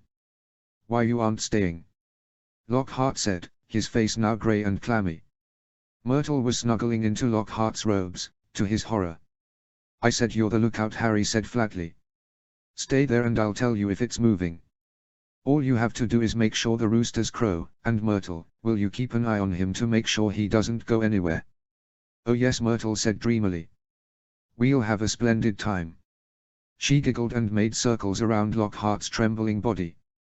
His eyes were closed and he was very audibly whining from the sensation of Myrtle against his body. Harry approached the faucet with the snake and imagined it moving. Open, he hissed, and immediately the faucets moved. Harry set down his rooster and ran to one of the stalls. Rip tear kill, the basilisk roared. I smell blood. It's coming. Harry bellowed. Fred and George, now. Ron, now. Harry heard the door open and several angry, crowing roosters came running into the bathroom and from Ron's stall. So hungry must kill, the basilisk grew ever louder. I smell blood. Kill. Kill. Lockhart, is it here? Harry screamed. A sudden screeching, rasping roar emerged from the bathroom. The roosters crowed and Harry saw the water on the floor now intermingled with blood. The roosters were fighting each other. Myrtle wailed, a man screamed. As long as the roosters crowed. One loud thump echoed in the bathroom followed by a loud, explosive spitting sound. Another deafening thump followed the first, softer thump and Harry heard the crashing of burst pipes and porcelain. Roosters still crowed, though there were fewer than before and the water on the floor grew ever murkier with rooster blood. Harry, squeaked Ron. Is it over? I need to see but I think I dropped my mirror, Harry replied. I'll check, Ron said shakily. I've still got mine. Harry heard the creak of the bathroom stall and watched Ron's reflection in the puddles of water. He stepped out slowly and kept his eyes on his mirror. Only a few angry roosters remained crowing in the bathroom. Harry. How do I know if I can look it in the eyes? It's there. Really? In the reflection I see a huge snake, Ron said thickly. Come out please to see if you can talk to it. Let me try to talk to it from here. Harry closed his eyes and thought of the moving snake. He breathed deeply and said, hello. No reply came. He tried twice more but the basilisk was unresponsive. I think it might be dead, Ron. Get Fred and George in here with their mirrors. Harry heard splashy steps and the creaking of another door. Mirrors. Remember your mirrors. Harry bellowed. Harry, it's okay. It's dead. Fred forgot his mirror but he's fine. Ron said excitedly. Harry burst out of the stall and stared at what remained of the girls' bathroom. Myrtle was still and unmoving. Harry wondered if ghosts could die again but that was nothing compared to the very still, terrified-looking Lockhart on the floor surrounded by the corpses of blooded roosters. I hope he's just petrified, Harry said worriedly, while stepping over an eviscerated rooster. I didn't mean to. You didn't do anything, you gave him the directions, he's probably fine, George said dismissively. He picked up one of the remaining, live roosters, which flapped angrily in his hands. Bloody hell, gasped Fred, now rounding on the basilisk that lay dead in the middle of the bathroom. It took up about half the space of the bathroom and appeared to have come from a narrow opening behind the faucets. Its body was still halfway out of the opening to the Chamber of Secrets, taking up part of the space to go down. We've got to get Ginny, said Harry. I'll go. No, we'll go, George said boldly, gesturing to Fred. He made his way to the opening of the Chamber of Secrets but it was too narrow for them, being as broad-shouldered as they were, to fit between the opening and the basilisk's scaly, slimy body. Get McGonagall, said Harry. Ron and I can fit through there, the basilisk is dead. We'll be fine. Do you think Ginny's still? Ron said, trembling. She has to be, Harry said determinedly. She just has to. Fred and George took the few remaining roosters in their arms and ran out of the bathroom. Ron gulped hard and looked at the narrow opening. Me first, or you? I'll go first and let you know if it's safe to land, said Harry. If something happens to me, get McGonagall. Harry took one last glance at Ron and shoved his thin frame into the narrow opening. It was like rushing down an endless, slimy, dark slide. He could see more pipes branching off in all directions, but none as large as theirs, which twisted and turned, sloping steeply downwards, and he knew that he was falling deeper below the school than even the dungeons. Just as he had begun to worry about what would happen when he hit the ground, the pipe leveled out, and he shot out of the end with a wet thud, landing on the damp floor of a dark stone tunnel, large enough to stand in. "Ron! Ron, it's safe!" Harry shouted. Silence followed his shout. Harry feared he was too deep underneath the school for anyone to hear him. "Ron! Ron, come down!" Harry waited for several moments but no sound indicated that anyone followed. He bit his lip hard, he couldn't keep waiting. Not if Ginny was stuck here. He murmured Alumos and set on his way through the pipes. The tunnel was so dark that he could only see a little distance ahead. His shadow on the wet walls looked monstrous in the wan light. The tunnel was quiet as the grave, and the first unexpected sound he heard was a loud crunch as he stepped on what turned out to be a rat's skull. Harry brought his wand to look at the floor and saw that it was littered with small animal bones. Trying very hard not to imagine what Ginny might look like if he found her, Harry made his way forward, round a dark bend in the tunnel. Harry saw a gigantic snake skin. He thought the basilisk must have been at least 20 feet long. He continued onward. The basilisk was dead, he knew it was dead. It wouldn't come for him anymore. The tunnel turned and turned again. Every nerve in Harry's body was tingling unpleasantly. He wanted the tunnel to end, yet dreaded what he'd find when it did. And then, at last, as he crept around yet another bend, he saw a solid wall ahead on which two entwined serpents were carved, their eyes set with great, glinting emeralds. Harry knew what to do. He said, in a low, faint hiss, "Open." The doors opened to a very long, dimly lit chamber. He walked forward unsteadily but was able to see a statue at the other end of the chamber. It was enormous, and as Harry walked to the end, he saw a small, black-robed figure with flaming red hair. "Ginny! Don't be dead. Please don't be dead." He flung his wand aside, grabbed Ginny's shoulders and turned her over.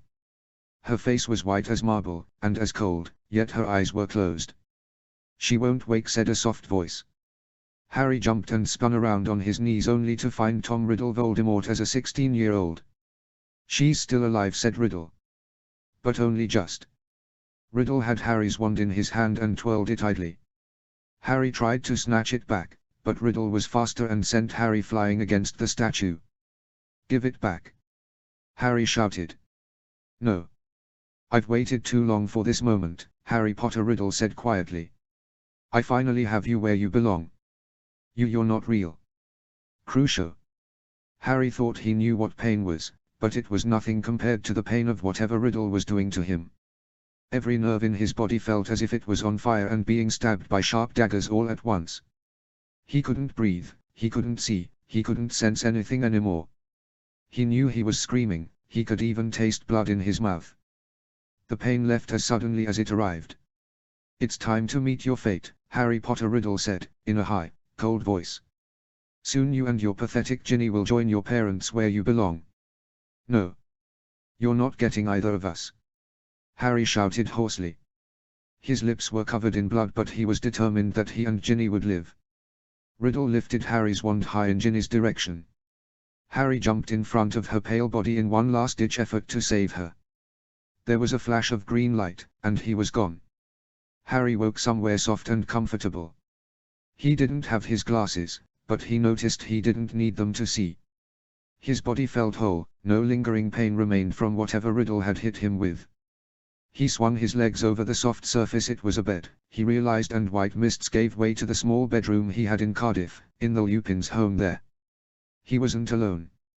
Harry looked into a pair of emerald green eyes, identical to his own. A woman Harry now recognized was his mother. Lily stared back at him with an enormous smile on her face. "Mum," croaked Harry. "Am I dead?" "Not quite, son." To Lily's left was a messy-haired, bespectacled man Harry now knew was his father, James. Harry's jaw dropped upon seeing both of his parents seemingly alive and well in his room at Cardiff. "Where are we, by the way?" asked James. "I like the decorations." "In my old room, at Remus and Lyle's house. They let me put everything in Gryffindor colors." "Good man," Remus James said, beaming. Moony should have been his godmother. Your father is talking nonsense, Harry, Lily said, rolling her eyes in James's direction. Tell Remus we're very happy he took you in a few years ago. How, if I am? Harry asked blankly. He was beginning to wonder if he'd been hit with a curse to make him insane. He heard a faint cry from the window and looked out to see a thing that almost looked like a blooded baby in the front yard. It cried feebly and Harry reached for the window to help it. No, love, Lily said calmly. There's no need to worry about that. What is happening? Harry said, now panicking. Where am I? There's no need for you to worry about that. Lily grinned at him and hugged him tightly. You brave boy, sacrificing yourself for Ginny. Ginny. Is she all right? She should be just fine, a little shaken, but fine, James said. You'll see her soon. What is happening? Harry said, more confused than ever. You aren't quite dead, dear, Lily said, while running her fingers through Harry's messy hair. I'm afraid I don't know how it works, but Dumbledore might know. Know how what works? Matters of the soul, James said simply. He glanced at some of the books on Harry's bookcase and chuckled. After Moon's own heart, I see, books on books. What's wrong with that? Lily bantered. He's my son as much as yours and I loved books. Harry's jaw dropped, realizing that for the first time in his life, he could see both his parents together and talking with him. He'd dreamt of a moment like this for as long as he could remember and ran into his mother's arms for another hug. Mum. It's really you. It is, sweetheart, it is, Lily said, as a few tears fell onto her cheeks. You're such a wonderful boy, Harry. I so wish we could have raised you. I'm so sorry for everything my sister and her husband did to you. We had no idea, darling, no idea you'd go to her. The blood charm, Harry mumbled. Dumbledore said. It doesn't matter now, James said firmly. You're with Remus, Lyle, Sirius, at last, and Tonks. You know them all. We know everyone here, James grinned. Now come and give your dad a hug. Harry practically jumped into his father's arms for the first time in his memory. There was something familiar, comforting, and safe in James's arms that made Harry's eyes water. Seeker in your first year. James boasted, wiping a tear from his eyes. I was so proud of you, Harry. We love you so much, Harry, Lily said, embracing Harry again. Harry felt the arms of both his parents around him now. He wanted to sink into the feeling of being unconditionally loved by his parents and stay there forever. Can I stay? Harry said weakly. Please? With you?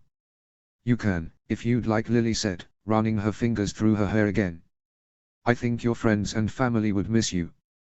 You're my family too, mumbled Harry. My friends will be, okay. You don't have to be afraid of living without us, Harry, James said gently.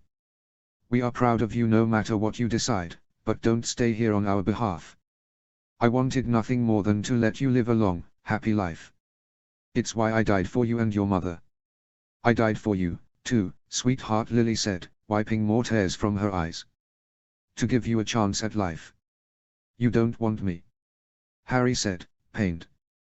Darling, we want you so much, said Lily, while holding Harry's cheeks in her hands. We're not the only ones who want you, and we can wait. Remus, Sirius, Lyle, and Tonks love you so much, Harry, James said kindly. They want you just as much as we do, they can't wait the same way we can. But they'll die too. Harry protested. Please, let me stay here. You can, if you wish, Lily said, while sitting Harry down on the bed. There was an awkward pause while Harry collected his thoughts. Will they really miss me? Whispered Harry. Remus, Lyle, Tonks, Sirius. You are the most important person for all four of them, James said, with a hint of amusement in his voice.